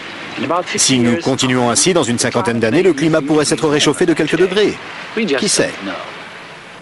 Nous avons également été les premiers à laisser la parole sur une chaîne de télé internationale au Suédois Bert Bolin, qui parlait des dangers du dioxyde de carbone. Une quantité croissante de dioxyde de carbone dans l'air. Je me souviens que d'éminents spécialistes m'ont alors reproché farouchement de m'être laissé séduire par ces idées fantaisistes. Dans les années 1970, à l'apogée de la peur du refroidissement planétaire, la théorie excentrique de Bert Bolin, celle du réchauffement planétaire provoqué par l'homme, semble absurde. Mais deux événements viennent inverser la tendance. 1. Les températures commencent à se réchauffer, et 2. Les mineurs britanniques se mettent en grève. Margaret Thatcher, alors Premier ministre de Grande-Bretagne, fait de l'énergie un problème politique. Au début des années 1970, le choc pétrolier a plongé le monde dans la crise. En Grande-Bretagne, une grève écrasante des mineurs a également provoqué des coupures d'électricité et la chute du gouvernement conservateur. Madame Thatcher est donc prête à tout pour ne pas subir le même sort. What we have seen in this country is the emergence of an organized revolutionary minority whose real aim is the destruction of democratic parliamentary government. La politisation du sujet a commencé avec Margaret Thatcher. Elle s'est toujours beaucoup impliquée dans la promotion de l'énergie nucléaire. Je m'en souviens puisque j'ai été secrétaire d'État à l'énergie. Et cela bien avant que l'on parle du problème du changement climatique. Parce qu'elle s'inquiétait pour la sécurité de l'énergie. Et que ni le pétrole, ni le syndicat national des mineurs ne lui inspiraient confiance. Elle ne croyait ni au pétrole, ni au charbon. Elle pensait donc que nous devions continuer à développer l'énergie nucléaire. Puis, quand la théorie du réchauffement climatique planétaire est apparue, elle a pensé « c'est parfait ». Voilà un nouvel argument en faveur du nucléaire, puisque cette énergie-là ne crée pas d'émissions de CO2. Tel était son propos, qui depuis a été quelque peu déformé. Elle s'est donc rendue à la Royal Society, l'Académie britannique des sciences, et a dit « il y aura de l'argent à la clé si vous prouvez cette théorie ». Alors forcément, ils l'ont prouvé. Inévitablement, dès lors que les politiques soutiennent une cause et y associent leur nom d'une manière ou d'une autre, l'argent afflue. C'est ainsi. Et inévitablement, les institutions de recherche et de développement se sont mises à bouillonner, si je puis dire. Elles allaient étudier le climat, mais en mettant un accent particulier sur la relation entre le dioxyde de carbone et la température. En 1988, à la demande de Madame Thatcher, le Met Office met en place une équipe de modélisation climatique qui constituera plus tard la base d'un nouveau comité international baptisé GIEC, le groupe d'experts intergouvernemental sur l'évolution du climat. Et le premier grand rapport qu'ils ont publié prévoyait une catastrophe climatique provoquée par le réchauffement planétaire. Je me souviens de la conférence destinée à la presse scientifique à laquelle j'ai assisté. J'étais frappé par deux choses. Premièrement, la simplicité et l'éloquence du message, ainsi que l'énergie avec laquelle il nous était transmis. Et deuxièmement, le mépris total de toutes les découvertes climatologiques réalisées jusqu'alors, y compris le rôle du Soleil, qui pourtant avait été au centre d'une réunion importante de la Royal Society quelques mois plus tôt. Mais la toute nouvelle importance accordée au dioxyde de carbone généré par l'homme dans les problèmes environnementaux ne séduit pas que Margaret Thatcher. Patrick Moore est considéré comme l'un des plus grands écologistes de sa génération. Il est l'un des fondateurs de Greenpeace. Le climat est devenu un centre d'intérêt majeur pour deux raisons bien distinctes. Premièrement, au milieu des années 80, la majorité des gens étaient d'accord avec la plupart des idées raisonnables que les mouvements écolos préconisaient. Quand une majorité de gens est d'accord avec vous, pas facile de continuer à la provoquer. La seule façon de rester contestataire était donc d'adopter des positions encore plus extrêmes. Quand j'ai quitté Greenpeace, ils étaient en train de se mettre d'accord sur une campagne interdisant le chlore dans le monde entier. Je leur ai dit, mais il fait partie du tableau de classification périodique des éléments. Je ne suis pas sûr que notre juridiction permette d'interdire entièrement un élément chimique. Et deuxièmement, l'extrémisme écologique a vu le jour à cause de l'échec du communisme. Le mur est tombé. Et beaucoup de pacifistes et de militants politiques se sont alors tournés vers le mouvement écologiste en amenant avec eux leur néo-marxisme. Ils ont très intelligemment appris à manier la langue des Verts pour masquer des programmes plus proches de l'anticapitalisme ou de l'antimondialisation que de l'écologie ou de la science. La gauche a été légèrement désorientée par l'échec manifeste du socialisme et bien plus encore du communisme, de la forme de communisme qu'elle avait adoptée. Elle est restée anticapitaliste, mais elle a dû trouver un nouveau prétexte à son anticapitalisme. Ça a donné une alliance étonnante allant de Margaret Thatcher à droite jusqu'aux écologistes anticapitalistes d'extrême gauche. Et c'est ce qui a donné un grand élan à cette idée farfelue. Au début des années 1990, la théorie du réchauffement planétaire provoqué par l'homme ne revêt plus un caractère excentrique. Elle donne lieu à une campagne politique à grande échelle qui attire l'attention des médias, ce qui lui vaut un supplément de financement public. Avant Bush père, les fonds investis dans la climatologie et les sciences du climat s'élevaient à environ 170 millions de dollars par an, ce qui était raisonnable compte tenu de l'importance du domaine. Le budget est ensuite passé à plus de 2 milliards par an, soit un facteur de plus de 10, d'où des changements considérables. Beaucoup d'emplois ont été créés. Oui, beaucoup. Beaucoup de nouvelles personnes qui auparavant s'en désintéressaient sont entrées dans cette filière. On a vu surgir des cohortes de personnes dont le seul intérêt pour ce domaine tenait au réchauffement planétaire. Si je voulais faire de la recherche, disons, sur les écureuils du Sussex, et ceci est valable depuis les années 1990, je remplirais ma demande de bourse en disant « Je souhaite réaliser une étude sur le comportement de collecte des noisettes chez l'écureuil au regard de ses effets sur le réchauffement climatique. » Et ainsi, j'obtiendrai de l'argent. Si j'omets cette référence, il se peut qu'on ne me verse rien. Nous sommes tous en concurrence pour obtenir des fonds. Et si notre domaine d'étude suscite des inquiétudes, nous aurons d'autant moins de peine à justifier l'allocation de fonds dans le domaine en question.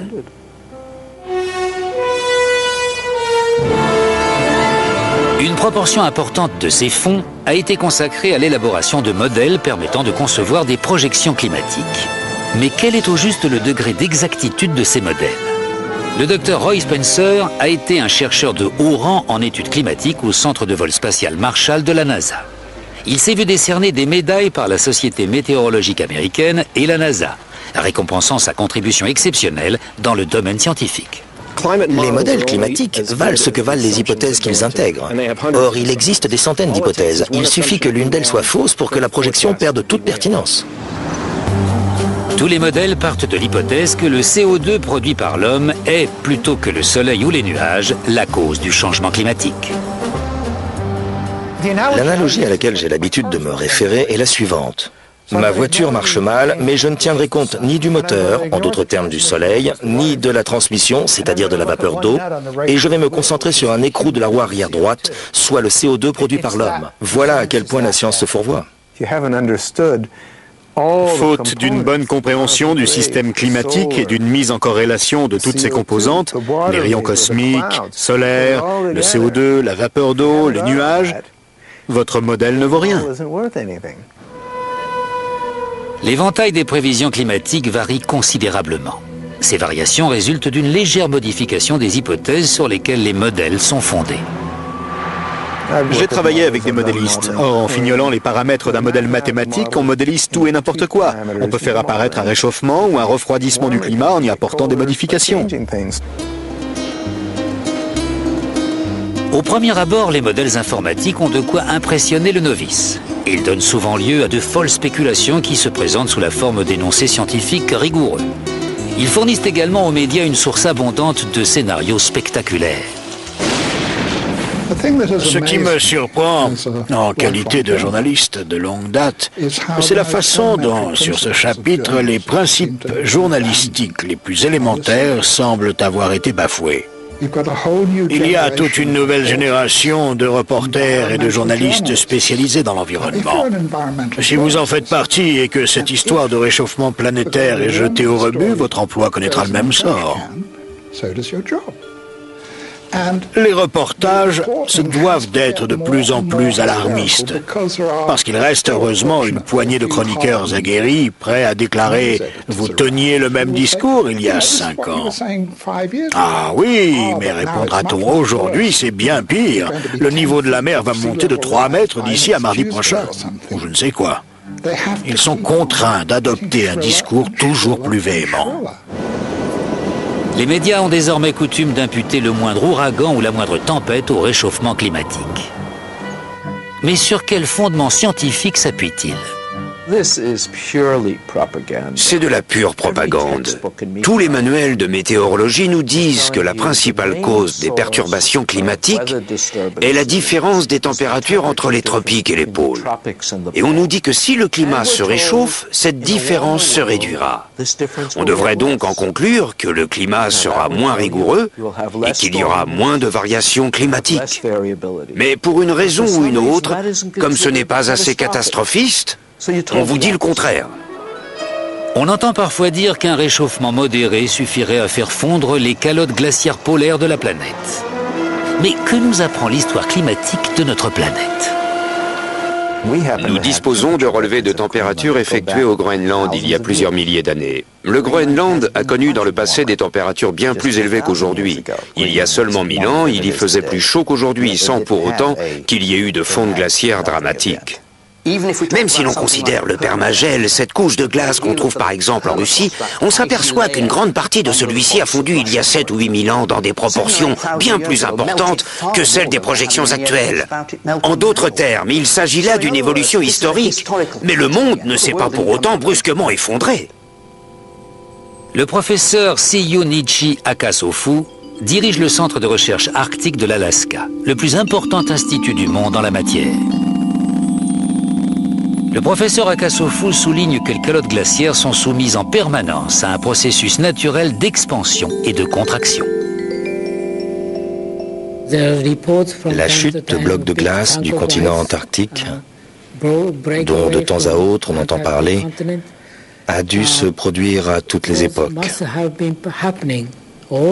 Mais comme nous disposons aujourd'hui de satellites qui détectent ces phénomènes, ils font l'actualité.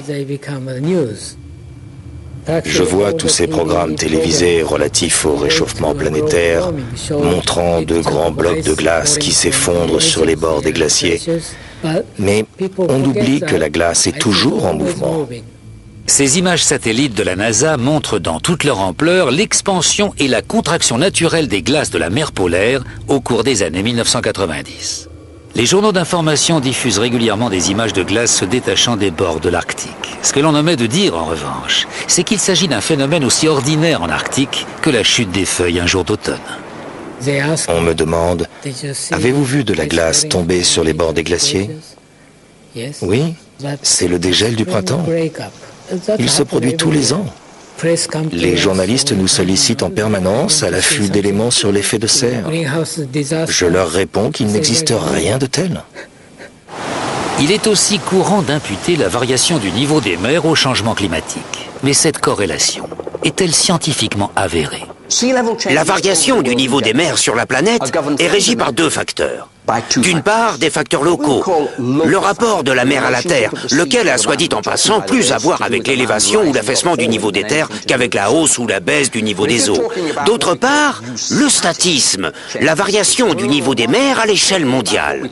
Celle-ci est liée à l'expansion thermique des océans. Elle n'a rien à voir avec la fonte des glaces et se déroule sur des durées bien plus longues que l'espace de votre vie ou de la mienne avant même qu'on puisse la détecter. On soutient par ailleurs qu'une faible hausse des températures entraînera la propagation vers le nord de maladies tropicales mortelles transmises par les insectes, telles la malaria. Mais là encore, est-ce bien exact? Le professeur Paul Reiter de l'Institut Pasteur à Paris est l'un des spécialistes les plus réputés de la malaria et d'autres maladies inoculées par des insectes. Il est membre du comité consultatif de l'Organisation mondiale de la santé, a présidé le comité américain d'entomologie médicale, de la Société américaine de médecine tropicale et a dirigé la publication de la section santé du rapport d'évaluation nationale des conséquences potentielles de la variabilité climatique commandé par le gouvernement américain. Les moustiques ne se cantonnent pas aux régions tropicales. Chacun peut constater qu'il y en a dans les régions au climat tempéré. On en trouve même énormément en Arctique. En fait, dans les années 1920, c'est en Union soviétique que s'est propagée la plus grande épidémie de malaria. On a compté 13 millions de cas déclarés par an et près de 600 000 morts. Une catastrophe épouvantable qui a atteint le cercle arctique. À Archangel, on a comptabilisé 30 000 cas et 10 000 morts. La malaria n'est donc pas uniquement une maladie tropicale et cependant, les associations de lutte contre le réchauffement climatique répandent la menace que la maladie pourrait se déplacer vers les régions du Nord. Les rapports officiels émis par le GIEC sont souvent très alarmants. Mais sont-ils fiables ? J'ai été scandalisé par la lecture du deuxième et du troisième rapport d'évaluation. Ce n'était qu'une addition d'informations inexactes sans aucune source scientifique. En tout cas, pratiquement aucune littérature scientifique élaborée par des spécialistes sérieux n'y était citée.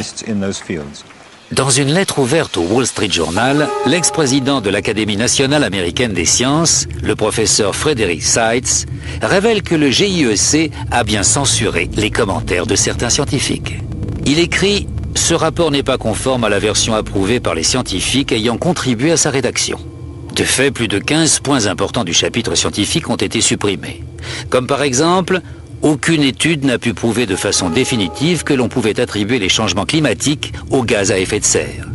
Ou encore, à ce jour, aucune étude ne peut dire que l'homme est totalement ou même en partie responsable des changements climatiques observés.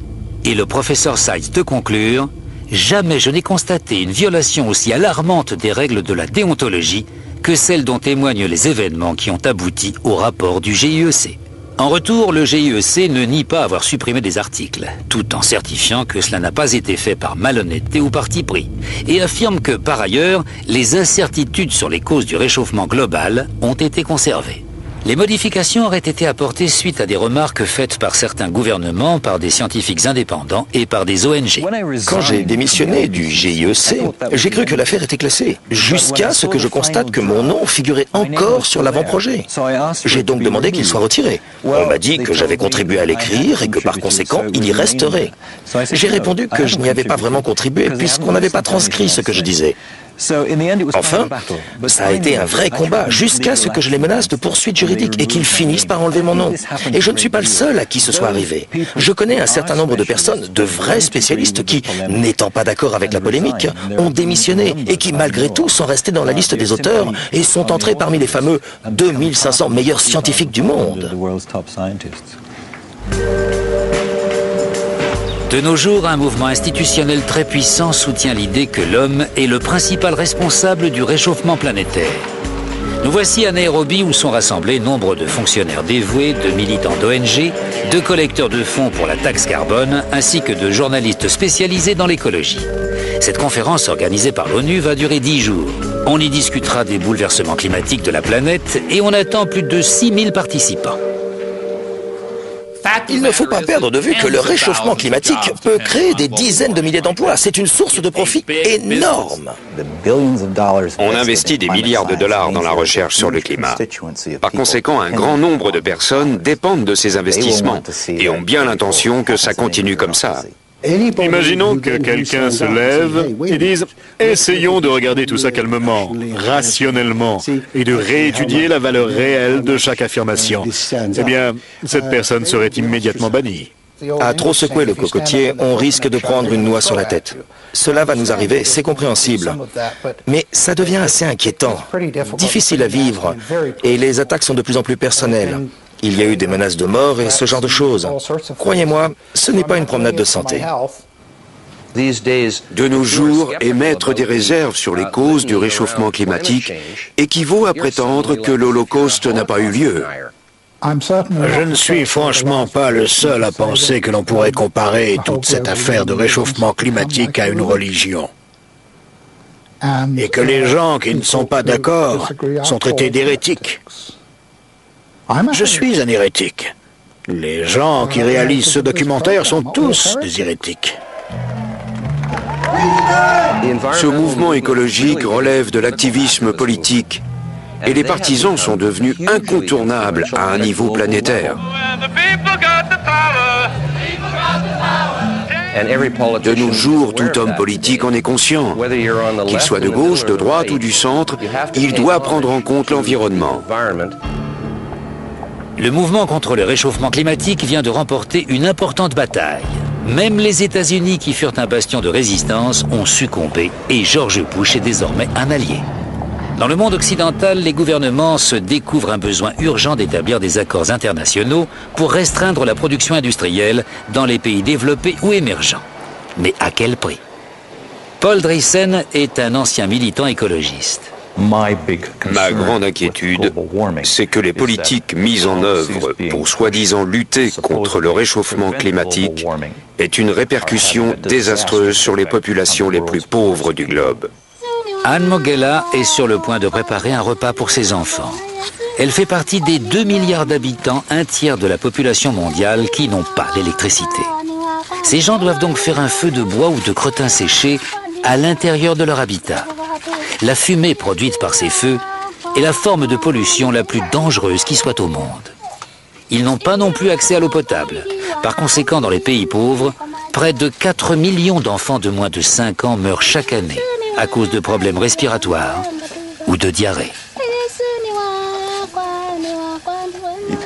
Si vous demandez à un paysan ce que représente pour lui le progrès, il vous dira que c'est l'électricité. Vivre sans électricité crée une série de problèmes, tous liés les uns aux autres. Le premier, c'est que vous n'avez pas de lumière. Vous vous couchez donc de bonne heure. Aucune raison de rester éveillé, puisqu'on ne se parle pas dans le noir, n'est-ce pas? Sans électricité, on ne peut pas conditionner ou réfrigérer la nourriture. On ne peut donc pas la conserver. De plus, un feu dans une hutte fait trop de fumée et consomme trop de bois pour servir de chauffage. Et on n'a pas d'eau chaude. Nous autres occidentaux ne pouvons même pas imaginer à quel point la vie quotidienne serait dure sans électricité. L'espérance de vie de ces populations est effroyablement courte. Leur mode d'existence est limité à tout point de vue. À quelques kilomètres de là, l'ONU se fait l'hôte d'une conférence sur le réchauffement planétaire dans ses locaux luxueux et bien protégés. Au magasin de cadeaux, on vend des produits de l'artisanat des tribus locales, pendant que les délégués discutent des moyens de promouvoir les différentes formes d'énergie durable. L'Afrique produit du charbon ainsi que du pétrole, mais les écologistes réfutent ces combustibles à bas prix. Ils prônent l'utilisation des énergies solaires ou éoliennes en Afrique et dans tout le tiers-monde. Ça semble cher aux Européens et aux Américains, mais pour les Africains, inutile d'en parler. C'est contraire au bon sens. Les pays riches peuvent se permettre des expérimentations coûteuses sur les énergies nouvelles, mais nous, on en est encore au stade de la survie. Pour l'ancien écologiste qu'est Paul Driessen, l'aspect le plus abject de la lutte contre le réchauffement climatique est le projet d'obliger les pays pauvres à se servir des sources d'énergie les plus chères de la planète et des moyens de production électrique les moins efficaces. Très clairement, obliger le tiers-monde à n'utiliser que l'énergie solaire ou éolienne revient à leur interdire l'accès à l'électricité. L'objection que l'on peut faire aux écologistes occidentaux qui nous verraient bien utiliser des panneaux solaires et des éoliennes, c'est que ce n'est pas comme ça qu'on va industrialiser l'Afrique. Honnêtement, je ne vois pas comment un panneau solaire pourrait alimenter une aciérie ou une ligne de chemin de fer. Ça pourrait peut-être suffire pour un transistor. Le mouvement environnementaliste est de loin le plus puissant dans l'art d'empêcher les pays en voie de développement de se développer. On nous dit de ne plus utiliser nos ressources énergétiques comme le pétrole ou le charbon. C'est nous pousser au suicide. Je crois que j'ai le droit de les traiter d'anti-humains. Certes, on n'est pas obligé de penser que l'homme a plus de valeur qu'une baleine, qu'un hibou ou que n'importe quoi d'autre. Mais je suis contre l'idée de mettre l'humanité au rebut. Que l'on puisse laisser des millions d'individus devenir aveugles ou mourir, ça me dépasse. Il est désormais si fermement établi que l'homme est responsable du réchauffement climatique. Et toute opposition à ce concept est si efficacement muselée que la théorie semble irréfutable. Mais l'alarme sonnée contre le réchauffement climatique est surdimensionnée. Il y aura toujours des gens pour croire que c'est la fin du monde. Surtout si le plus éminent des savants anglais proclame que le seul endroit viable sur Terre d'ici la fin du XXIe siècle sera l'Antarctique et que le genre humain survivra grâce à quelques couples qui auront émigré à temps dans cette région. C'est vraiment comique. En fait, non, c'est triste comme tout.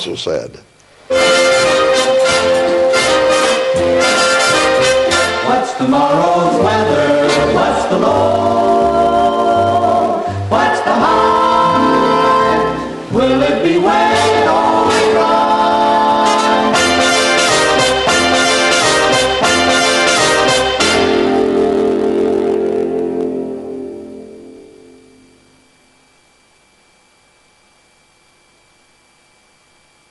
De retour sur le plateau de la 50e de Planète Société consacrée au réchauffement climatique avec notre invité, l'historien Emmanuel Leroy-Ladurie. Bonjour, merci de nous avoir rejoints. Bonjour. Vous êtes notamment l'auteur de cet ouvrage, Histoire humaine et comparée du climat, qui a fait date dans ce domaine, et puis aussi d'un abrégé d'histoire du climat, du Moyen-Âge à nos jours, qui vient de paraître chez Fayard. Première question. Moi, j'aimerais votre réaction tout d'abord à ce documentaire que nous venons de voir, vous savez, et cette question, le réchauffement climatique que nous connaissons aujourd'hui, est-ce qu'il est dû ou non à l'émission des gaz à effet de serre, ou non à l'homme, puisque certains scientifiques, on a entendu tout à l'heure, nous disent non, non, c'est pas du tout ça, c'est pas du tout l'homme. Qu'est-ce que vous en pensez? Je pense que ce film se fiche un peu du monde, parce qu'ils n'ont absolument pas parlé du recul ils ont parlé de la calotte de l'Arctique, oui, mais ils n'ont absolument pas parlé du recul des glaciers, qui est le grand phénomène depuis 1860, de tous les glaciers du monde. Les photos sont impressionnantes, hein, quand on voit le recul. Bah oui, mais pas dans le film. Hein. Ouais. Et à l'exception peut-être de la Norvège et de la Nouvelle-Zélande. Partout les glaciers reculent, alors ils auraient quand même pu en parler. Le fait qu'ils n'en parlent pas me paraît assez suspect. Hein. Pour vous, ils oublient volontairement certaines hypothèses? Pour moi, je crois que surtout, ils sont un peu téléguidés. Hein. Oh, téléguidés par qui? Je ne me permets pas. Dans vos travaux, vous avez montré que ce qu'on appelle les phénomènes météo extrêmes, ouragans, sécheresses, inondations, n'ont pas attendu ce réchauffement climatique pour se manifester. Est-ce qu'on doit quand même s'attendre à ce qu'ils se multiplient ou qu'ils soient plus forts? Les canicules, semble-t-il, oui. Regardez, il y en a eu une quand même importante en Roumanie, en Hongrie, l'été dernier. Donc les canicules d'autrefois étaient quand même assez fréquentes, comme toujours. Celle de 1719 a fait 450 000 morts sur une France de 21 millions d'habitants. C'est autre chose que les 17 000, malheureusement, personnes âgées de 2003, qui ont même motivé le limogeage d'un malheureux ministre sacrifié à la colère des dieux. Mais je ne sais pas quel dieu c'est. Et donc oui, ça devrait quand même s'amplifier. Il y a eu quand même juillet 2006, dont on n'a pas assez dit qu'il y a eu 3000 morts quand même. Bon, c'est pas terrible, mais enfin ça montre que le problème existe. Et puis qu'il y a celle de 2007 dans les Balkans. Donc oui, ça va se multiplier. Et il faut dire que depuis 1980, les canicules avaient cessé de faire des morts entre 1960 et 80. Et depuis, elles font pas 15 000 morts, mais 1000, 2000, 3000. Et vous pensez que c'est lié effectivement au réchauffement climatique? Enfin, il y a toujours eu des canicules, mais évidemment, le réchauffement les rend un peu plus nombreuses et puis un peu plus chaudes aussi. peut-être 1 degré de plus, 2 degrés de plus, donc plus dangereuse. Alors dans son dernier rapport, le GIEC, vous savez, le groupe d'experts intergouvernemental sur l'évolution du climat, nous dit que d'ici 2100, la température du globe va augmenter, mais alors entre 1,5 et 6 degrés. Comment vous expliquez cette marge d'abord, je crois qu'on c'est comme les élections, il y a toujours des fourchettes. Hein. Oui. Enfin, ça fait une sacrée différence. Oui, mais enfin, je crois qu'on est plutôt sur les 3 ou 4 degrés dans les moyennes. Et la situation, et pour faire moi je ne suis pas un scientifique, hein, je suis qu'un historien. Mais enfin, pour faire 1 ou 2 degrés, ce serait très bien, mais il faudrait qu'on prenne beaucoup de mesures, je crois. Et en réalité, il est même question, je dis ça sans trop y croire, mais pour vous montrer la gravité de la situation, de 8 degrés dans la région arctique. Alors bon, peut-être ça n'est pas vrai, mais il faut tirer la sonnette d'alarme. Et justement, est-ce que vous êtes optimiste quant à la capacité de l'humanité, de nos sociétés, à prendre les bonnes mesures pour enrayer ce phénomène? Non, je ne suis pas optimiste, mais enfin, il faut qu'il y ait une prise de conscience. Mais de la prise de conscience à l'action, il y a encore une marge. Et il est certain que pour qu'on cesse de faire des avions géants, des courses de voitures inutiles, etc., ça sera difficile. Mais il faudrait effectivement... Vous voyez, je suis venu en métro, moi, par exemple. Vous avez fait un geste, vous Du coup, j'ai failli être en retard. Une dernière question. Là, on parle de nos sociétés occidentales riches, des mesures qu'elles devraient prendre, mais on entend aussi les pays les plus pauvres et les pays en développement nous dire c'est très beau votre réchauffement de la planète et les mesures qu'il faudrait prendre, mais nous, ça met en danger notre croissance, nous qui essayons d'améliorer le quotidien de notre population. Qu'est-ce que vous avez envie de dire à ces pays-là? Je crois que c'est un problème presque insoluble, parce qu'effectivement, ils ne font que faire ce que nous avons fait. Et alors les Chinois en font un peu trop, mais enfin l'Afrique quand même... en plus l'Afrique va plus souffrir que nous à cause de la désertification, y compris au Maghreb et même en Espagne, qui n'est pas un pays sous-développé. Alors il faut essayer de tenir les deux bouts de la chaîne et de les aider à justement peut-être l'énergie solaire, des choses comme ça. Mais enfin, on est sans trop d'illusions quand même sur le résultat, notamment vis-à-vis de la Chine et de l'Inde. Merci Emmanuel Leroy-Ladurie de nous avoir rejoints sur le plateau de Planète Société. Je rappelle le titre de votre dernier ouvrage, Abrégé d'histoire du climat du Moyen-Âge à nos jours, qui vient de paraître chez Fayard. Et que j'ai écrit avec Anouchka Vazak. Merci beaucoup. On se retrouve dans un instant pour la suite de notre émission consacrée cette semaine au réchauffement climatique avec un deuxième documentaire plus alarmiste que celui que nous avons vu tout à l'heure, Climat en crise. Et notre deuxième invité également, la secrétaire nationale des Verts, Cécile Duflot. A tout de suite.